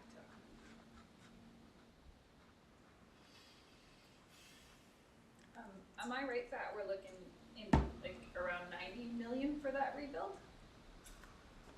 Yes, there may be some, I don't know if you were speaking the liquid waste management plan or not. Well, I just added it up. Yeah, no, it's fine. good math. Because we were talking about 40. Yep. I think 90 is more accurate though, so I was. I do too. I added it up too. Yeah, I'm hoping that's a conservative number. Like you look at places like Kimberly and stuff like that. When I look at the wastewater master plan that we had done, they talked about some of the components of our existing plant being able to be used to retrofitted. Yeah, retrofitted into the new one. So, yeah. you know, maybe we're not looking at a Kimberly situation. We're looking at something different here. But you know, Colin probably got a bit more information on that. We're still in the phase 1 piece, so it's all very high level. Thanks so much. Yeah, and I think the other positive thing around here is, you know, well, a couple things. Clearly, we rely on government funding for this project, as you can see up above. I'm looking at 9.7 of the 13 million in expenditure. So, you know, these rates would be substantially different if we don't get that 80% funding from the senior levels of government. And but we don't have to borrow a lot to make this project happen. So, you know, that does create the flex if necessary, if those grants aren't as high as they need. But, you know, this one is, we're meeting regulatory requirements of the Fed, so they you know, fund almost all local. I don't know any local government that's funded their own project 100, you know, with their own money. I think 73% was what Kimberly got, so I sort of used those same.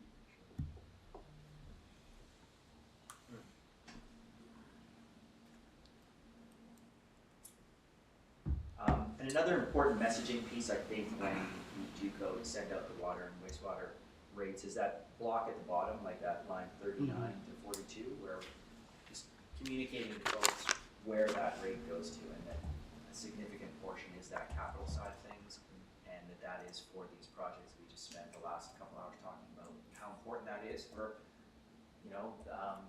future generations and for, making sure that we have a safe and secure source of water. Protect our lake.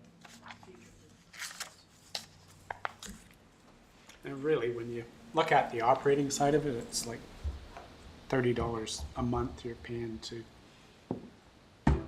Flushing toilets, yeah, and drink water. which is pretty remarkable, really. And on the water side, again, less than $30 a month for all the water that you want to use on the operating side. So here's sort of broken down rates here for what does a single family dwelling pay for water and wastewater. So currently the water rate is $440 a year. The wastewater is $821 for a total of $1,261. If they make that early payment deadline and get the 10% discount, which most folks do, it's $1,135 in 2024. So that's $95 a month. This increase that we're talking about here for the water and wastewater would bring that up after discount to $1,211, so $101 a month. So a monthly increase of $6 or annual of $76. We also added this other piece here just so you can see what the impact would be on a secondary suite. So they already have reduced rates. They get a 75% discount off of a single family dwelling. So if that amount is currently paying $24 a month, it would go to $25 a month. It says $2, it is $2. I think there's some rounding there. So. Any questions on that one? And also did some commercial ones here as well. So you can sort of see what that impact is on say a restaurant that has 50 seats or a small business that would have 5 fixtures.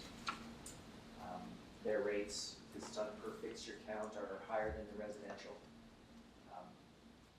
In 2024, that restaurant would pay $3,341 a year, $278 a month, which would go up to $3,566 or $297 a month.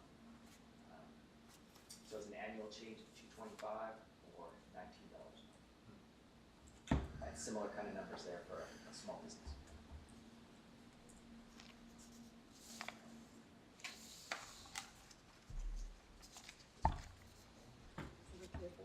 Yeah. Sorry. I think we talked about this last year, but I'm thinking that water metering, residential water metering might resolve the fact that we don't consider the number of fixtures. So it doesn't matter if you have a 6,000 square foot home with 4 bathrooms and 2 kitchens and everything else that goes with that. You don't do per fixture on residential. That's what I'm saying. Yeah. So, but if we metered, that would sort of mitigate the imbalance between having a. Well, it's dependent. Metering would be dependent on usage. So yeah. If you had 2 people running around in that 6,000 square foot house and 5 people running around in a 1,000 square foot house, the 1,000 square foot house is paying more. Because they're flushing the toilet 5 times as much. Yeah, so it's not just the square footage of No, the fixtures. I don't think it's the right but usage. It does sort of provide a bit of equity around that. Well, if equity is Because how it's much water you use. It's per use. Yeah, if equity is, okay. does a house pay the same depending on how many people are in it? Should the person with kids pay more than the person without kids? That's equity is obviously in the eye of the beholder. So from a usage point of view, I'm not sure if that's necessarily equity in terms of ability to pay or any of those things. It's strictly usage. Definitely from a conservation point of view, metering is a positive thing from a conservation point of view. But for restaurants, it is the number of fixtures, like it doesn't, that's what I'm trying to. Yeah.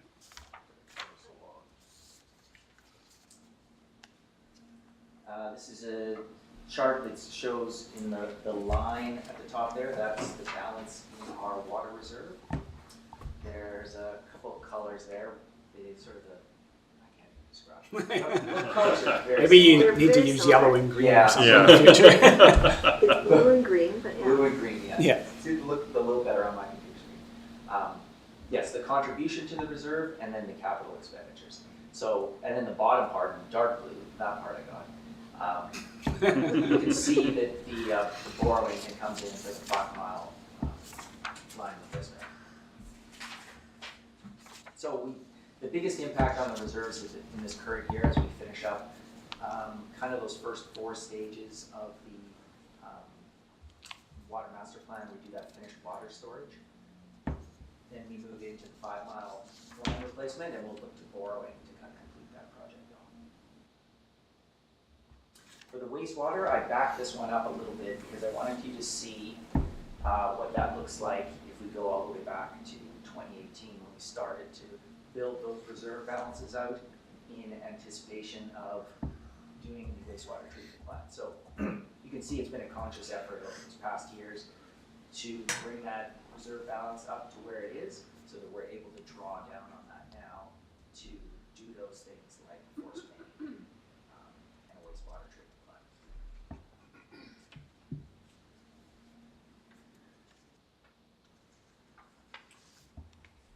So we've had low debt Yeah. for a long time, which is really positive. And on the wastewater side, we've got, some really low debt that gets extinguished here by the time you get out to, 29. Yeah. Then we take on, just some short-term financing, whether that might be internal or it might just be something through MFA. We'll kind of work that piece out just to kind of get us through that tail end of the project. And then our reserves are back in a healthy place and we'll be able to pay that debt off. So it's just sort of like a 5-6 year kind of period. We don't need to do 20-year borrowing or anything like that. Just something to kind of get us through that kind of short-term 5-year cycle at the tail end of the project. Okay, that's that piece that I was talking about before with the rate switch. You can see that where your overall utility bill is being funded either between the wastewater or the water. So yes, if we had one utility, one reserve, then we would need to kind of think about that allocation as deeply, but that's kind of been the plan since 2019. Yeah. So if there's no questions on that piece anymore, we'll kind of get into Colin's liquid waste management plan. Sure. Woo! One more question, Councillor Payne. Do we have any other comparables for rate increases from other communities yet, or is it too early? I haven't seen anything for specifically for water and wastewater. Again, when I talked about that forum that we have on the GFOA website, and so people start to, it is very early days. Yeah. But people start to bounce like tax increase numbers out there already, sort of what they're seeing. And like I'm seeing some in the 10% or higher, 10, 11, 12, double digits. No ones and twos? I'm not seeing any ones and twos. 10% is kind of the low end of what I'm seeing, to be honest. Now, those are initial numbers, and once you kind of get through things, and things start to get, that might change, but other numbers might come in higher, but yeah, it's sort of what's. Because the Cranbrook one was that 10.5? For utilities. Theirs was general 8.5 they were looking at.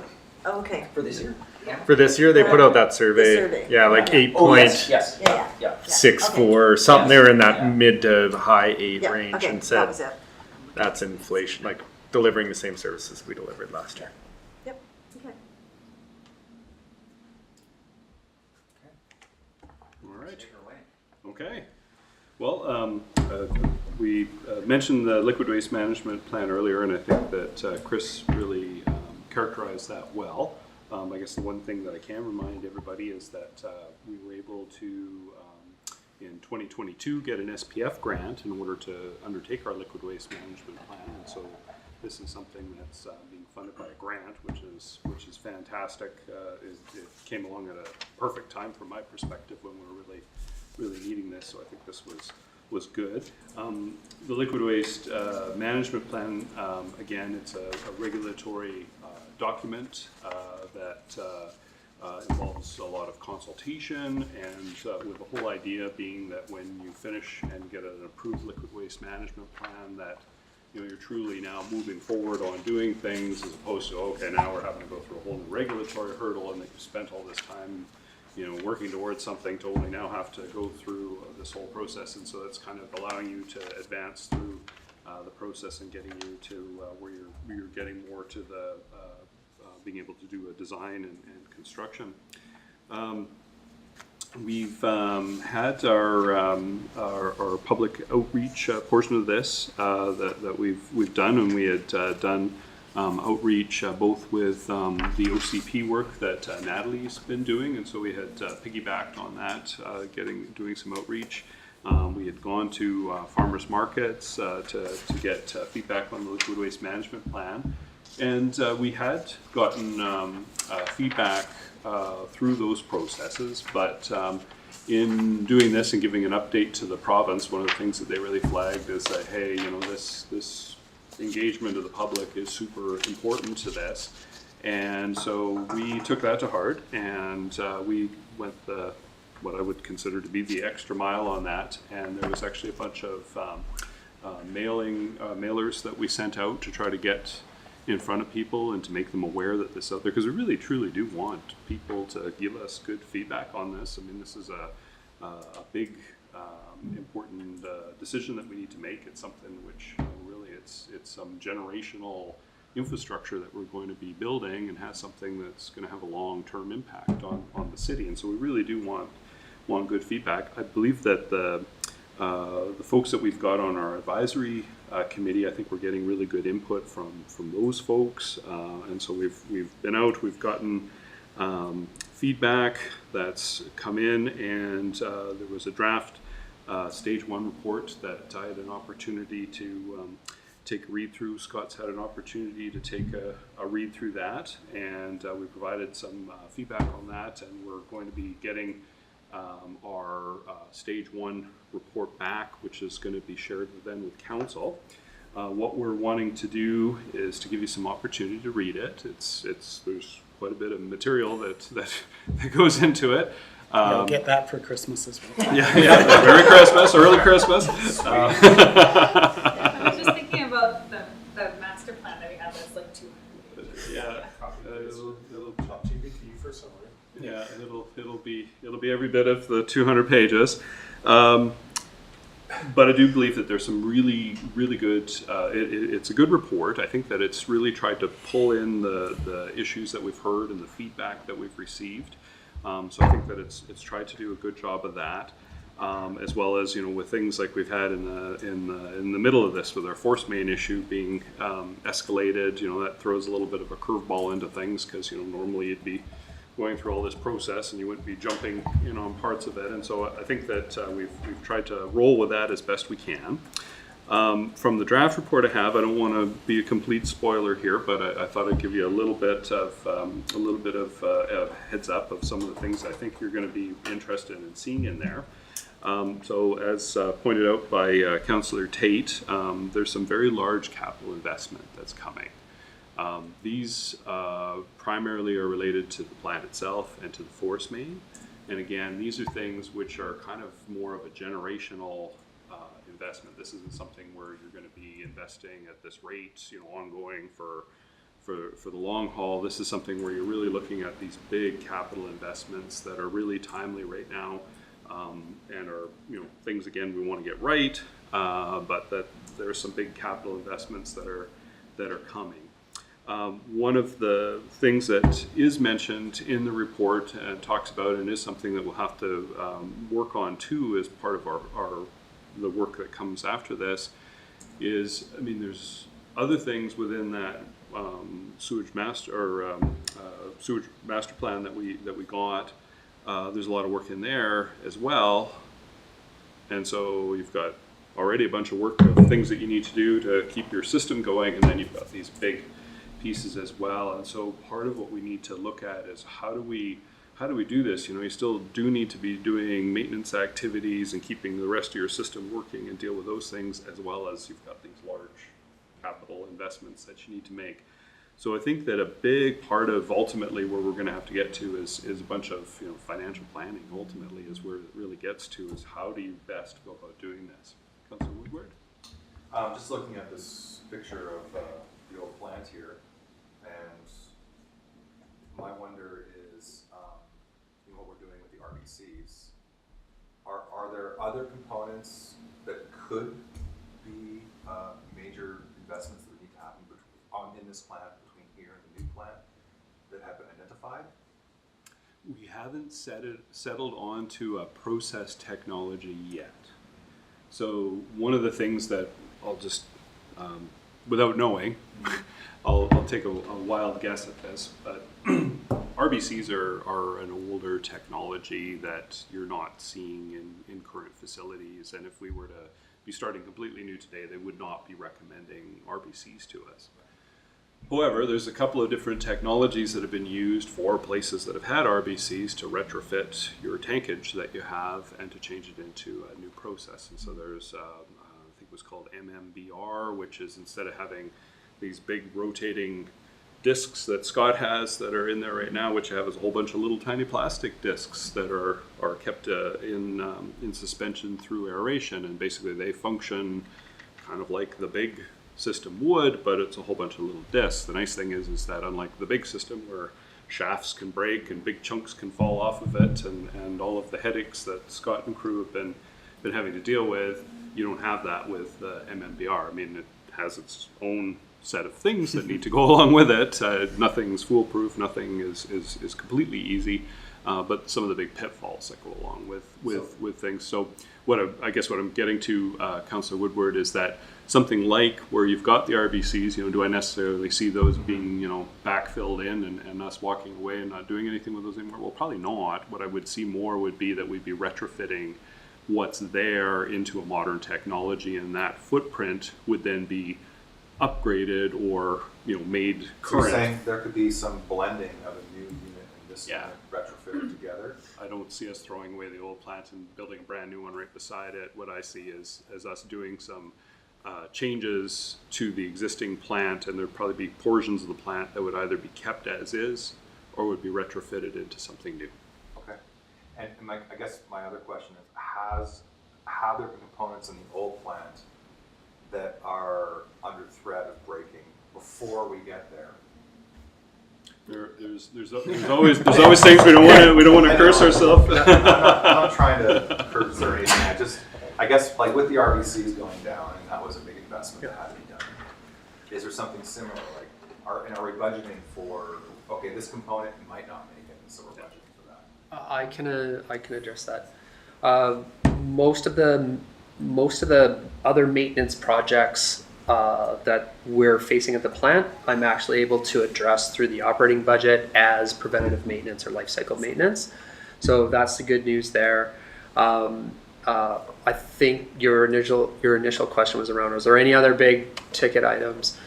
And without a whole lot of background behind it, Colin and I have talked about looking into the potential for cleaning the digesters out.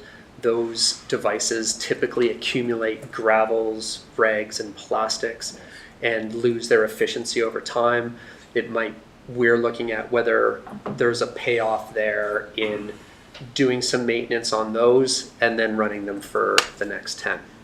That's the only thing that I can anticipate within the next 10-year window that would be a major item. There's just your daily Other things like potential backup generators, things like that, that's actually fairly small ticket stuff that I'm able to accommodate in the other budget. Yeah.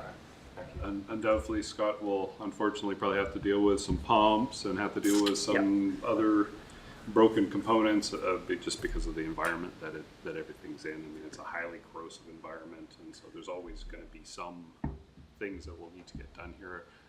Obviously, the better of a picture that we start getting as to what from our existing configuration will remain, that'll also help inform us of, okay, well, is this worth us, replacing this at this point, because we know that that's part of our upcoming, what we're going to be doing as part of our upcoming retrofit, or is that something where that's the RVCs are headed out, so let's just keep them, functioning, but we're not going to go do a whole refurbishment of them because we know ultimately that they're likely not going to be there. So sorry, just one more supplemental. Can you, like, is this plant, the old plant, possible that you can run like it had half level while you fix up the other half and then do that? Like, because it's just an interesting dilemma. You have to keep it running all the way to the new. Right. But it sounds like there's more of a blending that's going to happen rather than a whole new building. Well, my assumption is that there's going to be some work done on the site to be building something beside what we've got there right now. There's a bunch of hurdles to clear with that, and that will keep the majority of the plant running as is. I mean, a big thing for us is that we can't just pull part of the plant out of service at this point because it's already, with everything being there, is being taxed at beyond its ability to perform.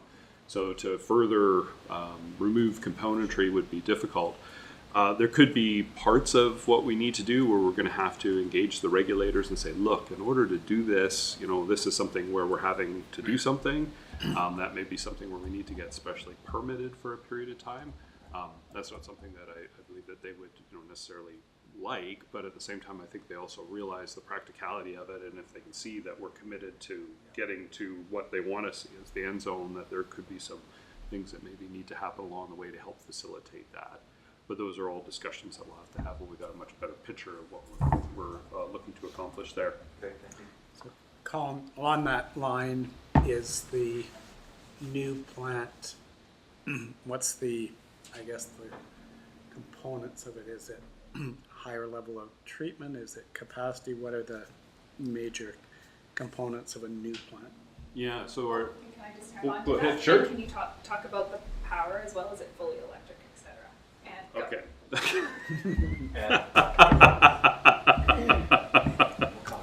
And do it in a soundbite. Can we change the bricks in there? So with the I know from our electrification of the plant, we had done an electrical upgrade that had been done there. I'm hoping that we're not having to do more of that. As far as how much, from a process standpoint, what would be electrified versus something where we were using like natural gas to do it, I really can't tell you at this point in time because we haven't gotten far enough down the decision matrix to be making those kind of decisions within the plant. And sorry, Kevin, you're... Well, just in terms, is the plant, is it primarily to reach a higher level of treatment? Is it, I hear capacity is definitely both. one part of it. Yeah, okay. Both, yeah. And so, I mean, one of the things that we, obviously there'll be population growth that happens over time here.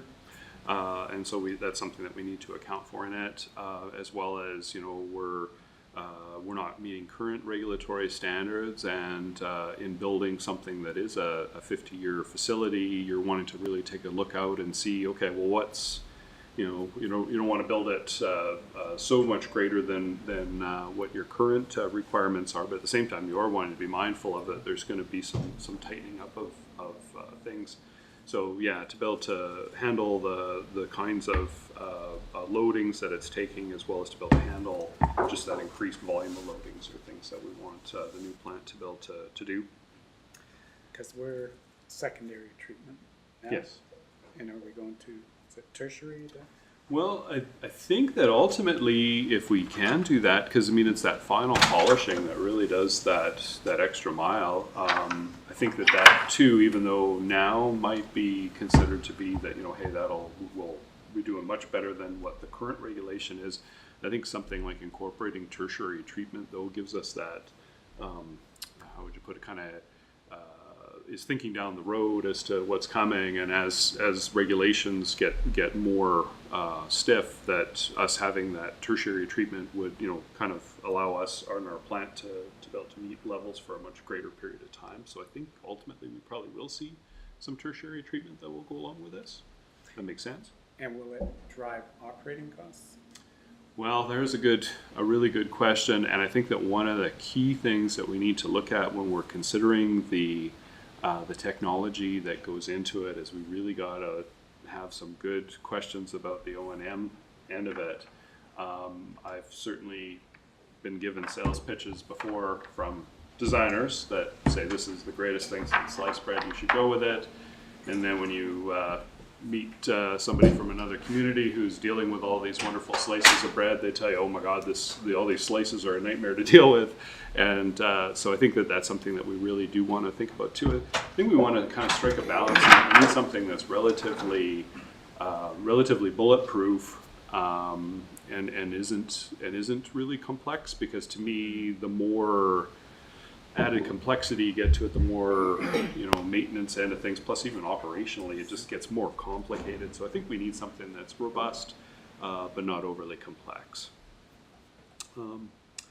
One of the other pieces that you'll, when you're doing your review of the stage one report that we'll be sharing, is one of the items that they've highlighted in there, and I don't think this was anything that really was on folks' radar from before, but the current provincial regulations don't support the current approach to biosolids disposal that are going on. So currently, everything goes through the process, solids go into our digester, we're reducing the amounts of it, they're getting put through the centrifuge and dewatered and put into trucks and then get sent to the landfill, and they're landfilled, which isn't something that ultimately that the province is wanting to see. And so one of the things that has been identified in this is we really need to take a hard look at what are we going to do with these biosolids, because we don't think that in the long haul that the landfilling of them is going to be considered acceptable. From somebody who's run a compost facility in the past, I can't think of where we could put one within city limits or anywhere close to the city limits that wouldn't create issues from an odor and all that kind of a standpoint. So that's something that we might have to look at doing on a bit more of a wider range of looking at things. Waste to energy. And there's another possibility there. You're absolutely correct, Councillor Woodward. There's some opportunity to do that. Yeah, in the old days, I think they would have incinerated them, but I think now there's some potential to be able to actually recoup some of that. So maybe that's. I don't know, can you try it and then burn it? Yeah. Yeah, these are all different approaches that you can take to biosolids. So depending on what we want to do with them, but basically what was in the report is kind of introducing that as a concept that this is something that we really are going to have to get our heads around of what we do, and there hasn't been a lot of thinking that's gone on or a lot of discussion that's gone on with biosolids. So that's a piece that you'll see in there. Just wondering if we know what our neighbors are doing with their biosolids. I can't remember in Castlegar, they just go in a lagoon, don't they? Castlegar employs a lagoon system. Yeah. That's an older approach to it. What they do is they pump their sludge into lagoons, Kevin, where it slowly settles over time. Water rises to the top and it's decanted off to be treated again. It then puts you in a position where eventually, over a decade, those lagoons fill, and they're put into a position with these huge expenditures of having to empty out those lagoons and truck it away. And it's a massive expenditure for them every decade or so. Because they're reviewing that right now. That's correct, yeah. So like a tailings. Like a tailings pond that you have to empty, yeah. And primarily they pump that out to fields that they. That's right. Yeah, so. Because I mean, even like a home, like a home septic system, right? 5-6 years, then you pump and it goes full landfill. So it's like it's basically the same thing, just a much bigger scale. Yes. Yeah. Yeah. It eventually gets there. Because I think like septic gets pumped and then it goes and gets delivered to the wastewater treatment plant. Yeah, it doesn't go to landfill. It doesn't go to. Well, No. everything will get processed at a wastewater treatment plant, and then it'll be the Resulting solids biosolids that still come do. from those plants, or then But getting it runs into through the landfills. treatment Yeah, it's still train first. ran through treatment. Yeah, Although in the, I think they were taking them directly to the landfill. I don't know if that's changed now. Oh yeah. I think Yeah. historically, yeah. I know it. Like certainly speak from the past municipality I was in. Historically, there had been a part of the landfill where there was a bunch of garbage that got put down. So you dump septage in there, and Good bugs get working on the garbage. everything all works together. The downside is when you start to see that, oh shoot, we've got some mobilizing of a plume, and this isn't a good activity to be adding to this, and so so there can be some complication there. And then the last piece, which is touched on in the report, we've kind of just mentioned it here, but one of the things that they want you to look at within your liquid waste management plan, and I believe the reason why they're asking for this is, well, number one, there's a tie-in to where stormwater is going into a sanitary system, but I think that there's kind of, up till now, there really hasn't been a lot of rigor that's been put into working on stormwater, and so that is something they want you to discuss and look at in the report. That is in our report, and there will be more work that comes out on stormwater, but I just kind of highlight that might be something that, because we're talking about liquid waste, that you probably wouldn't think of that stormwater would be in there. So once you've had a chance to take a look through the stage 1 report, we're going to look at talking to you about the direction that we want to take in stage 2. And one of the things that, because we feel that we've actually made a really good engagement effort, and we have been able to get good feedback, coupled with the fact that we've got a force main that needs to get addressed, and because we've taken a look at locations where you can put the plant, and putting it on top of an old landfill site doesn't look like that's very viable, one of the things that we're looking to do is to propose that we combine stages 2 and 3 together as one large stage. What the reason for us doing that is that moves the process along more expeditiously, as opposed to taking a whole other year to get to the stage 3, because we figure there's a bunch of things that, we've kind of got some things figured out. So at that time, we'll talk about doing a work plan which combines stages 2 and 3 together in a single year. At half the price. We have a grant, so we're good. So the outcome of stage 1 is what? To identify the bigger issues, or what? Yeah, well, what it does is it identifies all of the issues that were identified by folks, and it identifies the financial end of things as being that, and then providing recommendations for how we move forward into stage 2.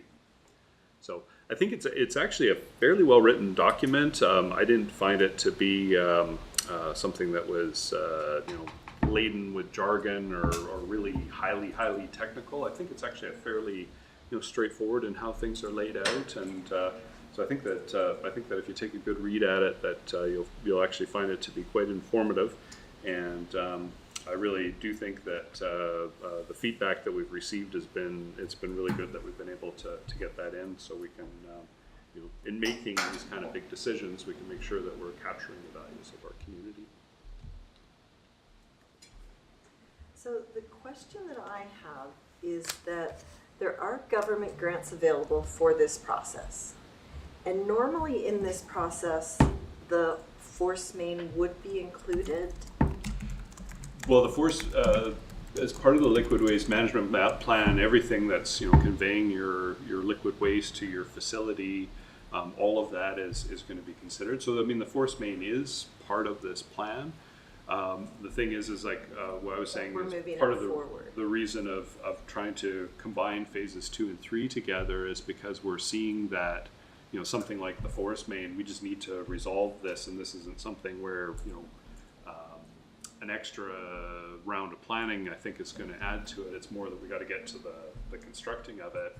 Now, you know, once you've chosen that you're going to upgrade your force main, that kind of is dictating where your plant's going to be ultimately. And so that's the sort of thing, is that because some of this stuff would typically have been in this process and we go through 3 years and then you get started, because some of this has been elevated just because of the condition that it's in, that we're looking at it and saying, okay, well, we've kind of already kind of had to figure out where some of this stuff is going, and I think that also lends itself to the plan being able to get the time frame taken for the planning to be consolidated and tightened up. Okay, I guess my question is maybe more for Chris around the financial. Will we be able to get the government grant of 73% or whatever it is Off the 12. on that, because it's not like resting right underneath the rest, because that's a significant amount of money. I think getting this liquid waste management plan done will allow us to then put together something that we can go start with for grants. And if we can get a grant for the force main and the whole plant, that's what our top priority would be. Okay. But I've tried to put something conservative here, knowing that we need to get this force main done. Yes. And could we do it without grants? This would allow us to do that if we can get the grant right. Bonus, because that'll cover all of the other overages that we don't even know about yet.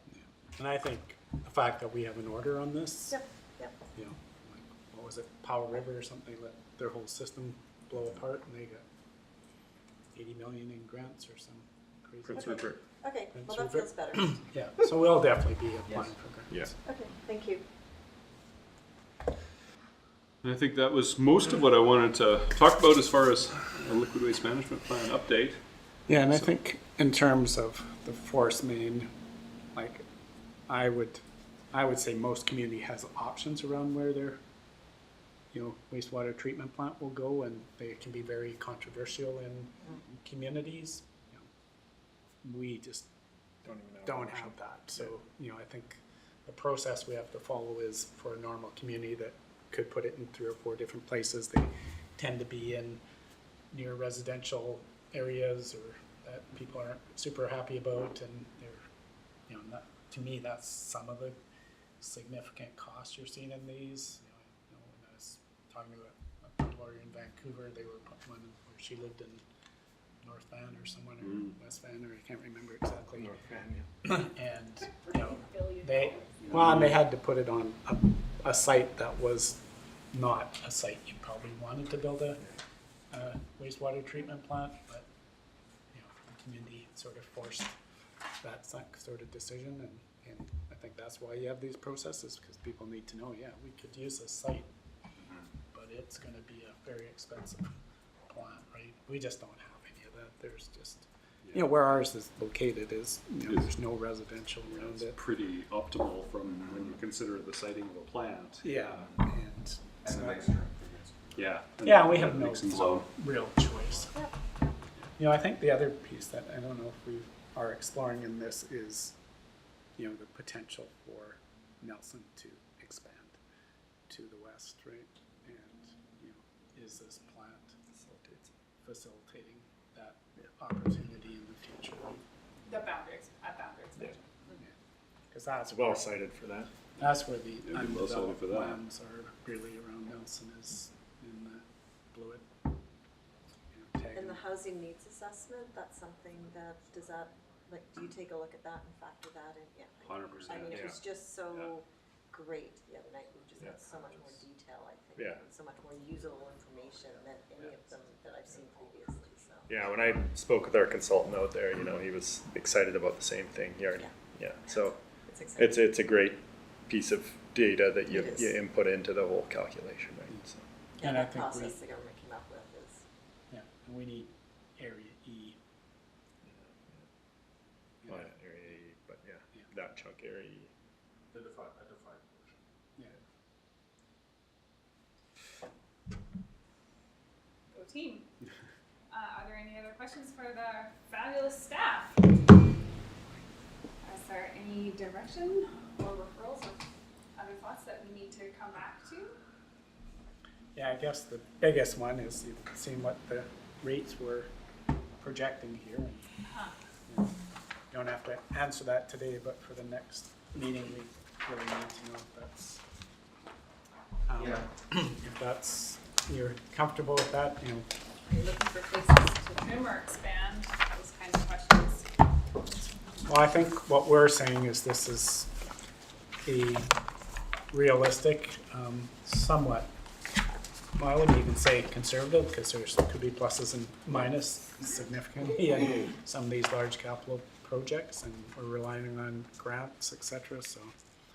But, you know, if you look at, I think this is water over, you know, that 10-year horizon is a 45% increase, and wastewater is 37.5 when you look at it over the increases over the 10 years.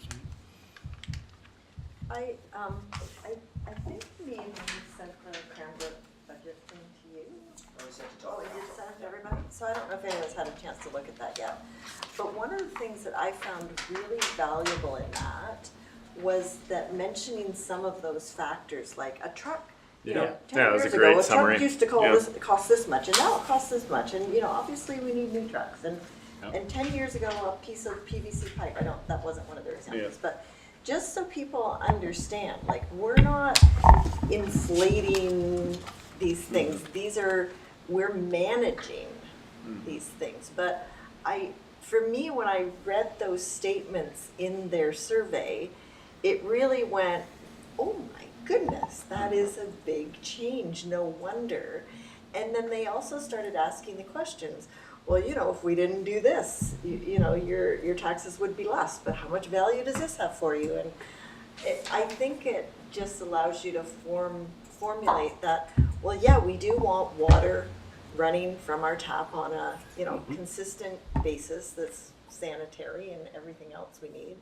And we also want our, you know, Want to be able to flush the toilet. Yeah, you want to be able It's to. not a want, like, aren't we required to do that? Okay. No, but there were, that's not the right question, but they asked some questions about different levels of service. Yeah, I did the survey, actually. Okay, I just yeah. didn't go submit, because I'm not resident. Yeah, I didn't either, but, Like, what's the next question? But yeah, I just think that helps our residents better understand where these rate increases come from, and I don't know how they do that, but it was useful for me. Just before the meeting started, we had Dawn in our communications, Yeah. and I did speak to her and just talked about that, like when we go to kind of get closer to sending out rates, to what can we do to kind of, some of the things we've talked about today on the capital side of things and the projects that we're doing and why we're doing them, to kind of get that message out, so we'll work with her to get some. Oh, awesome, yeah. And I think a early start of this was Chris just breaking down between the capital debt and operating, so that people start to understand that, you know, these utilities are driven a lot by the capital that you need to invest in them. You know, they're as you see on the bottom of the page, you know, they're $120 million and $100 million worth, quarter of $1 billion worth of infrastructure there. It sounds better when you say it with millions. Use the M word, not the B word. Oh, when you're explaining how much infrastructure is out there, the B word Yeah, makes a point. you need that. I Yeah. know. But, yeah.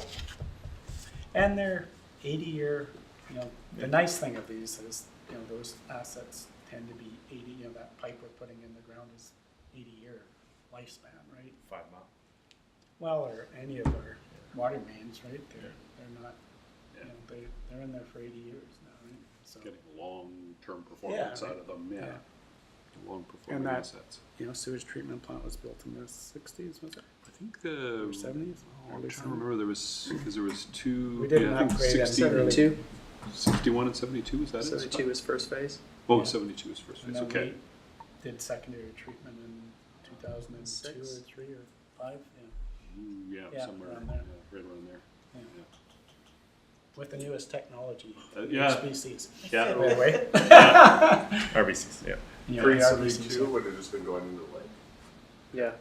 The Well, you take drawings them- on the force main were 1968, which would have had to have been in place before you constructed the plant. So, yeah, it was likely But they are removed. quite the, late. Yeah, the solids. And the rest is going into the lake. Yeah. Yeah.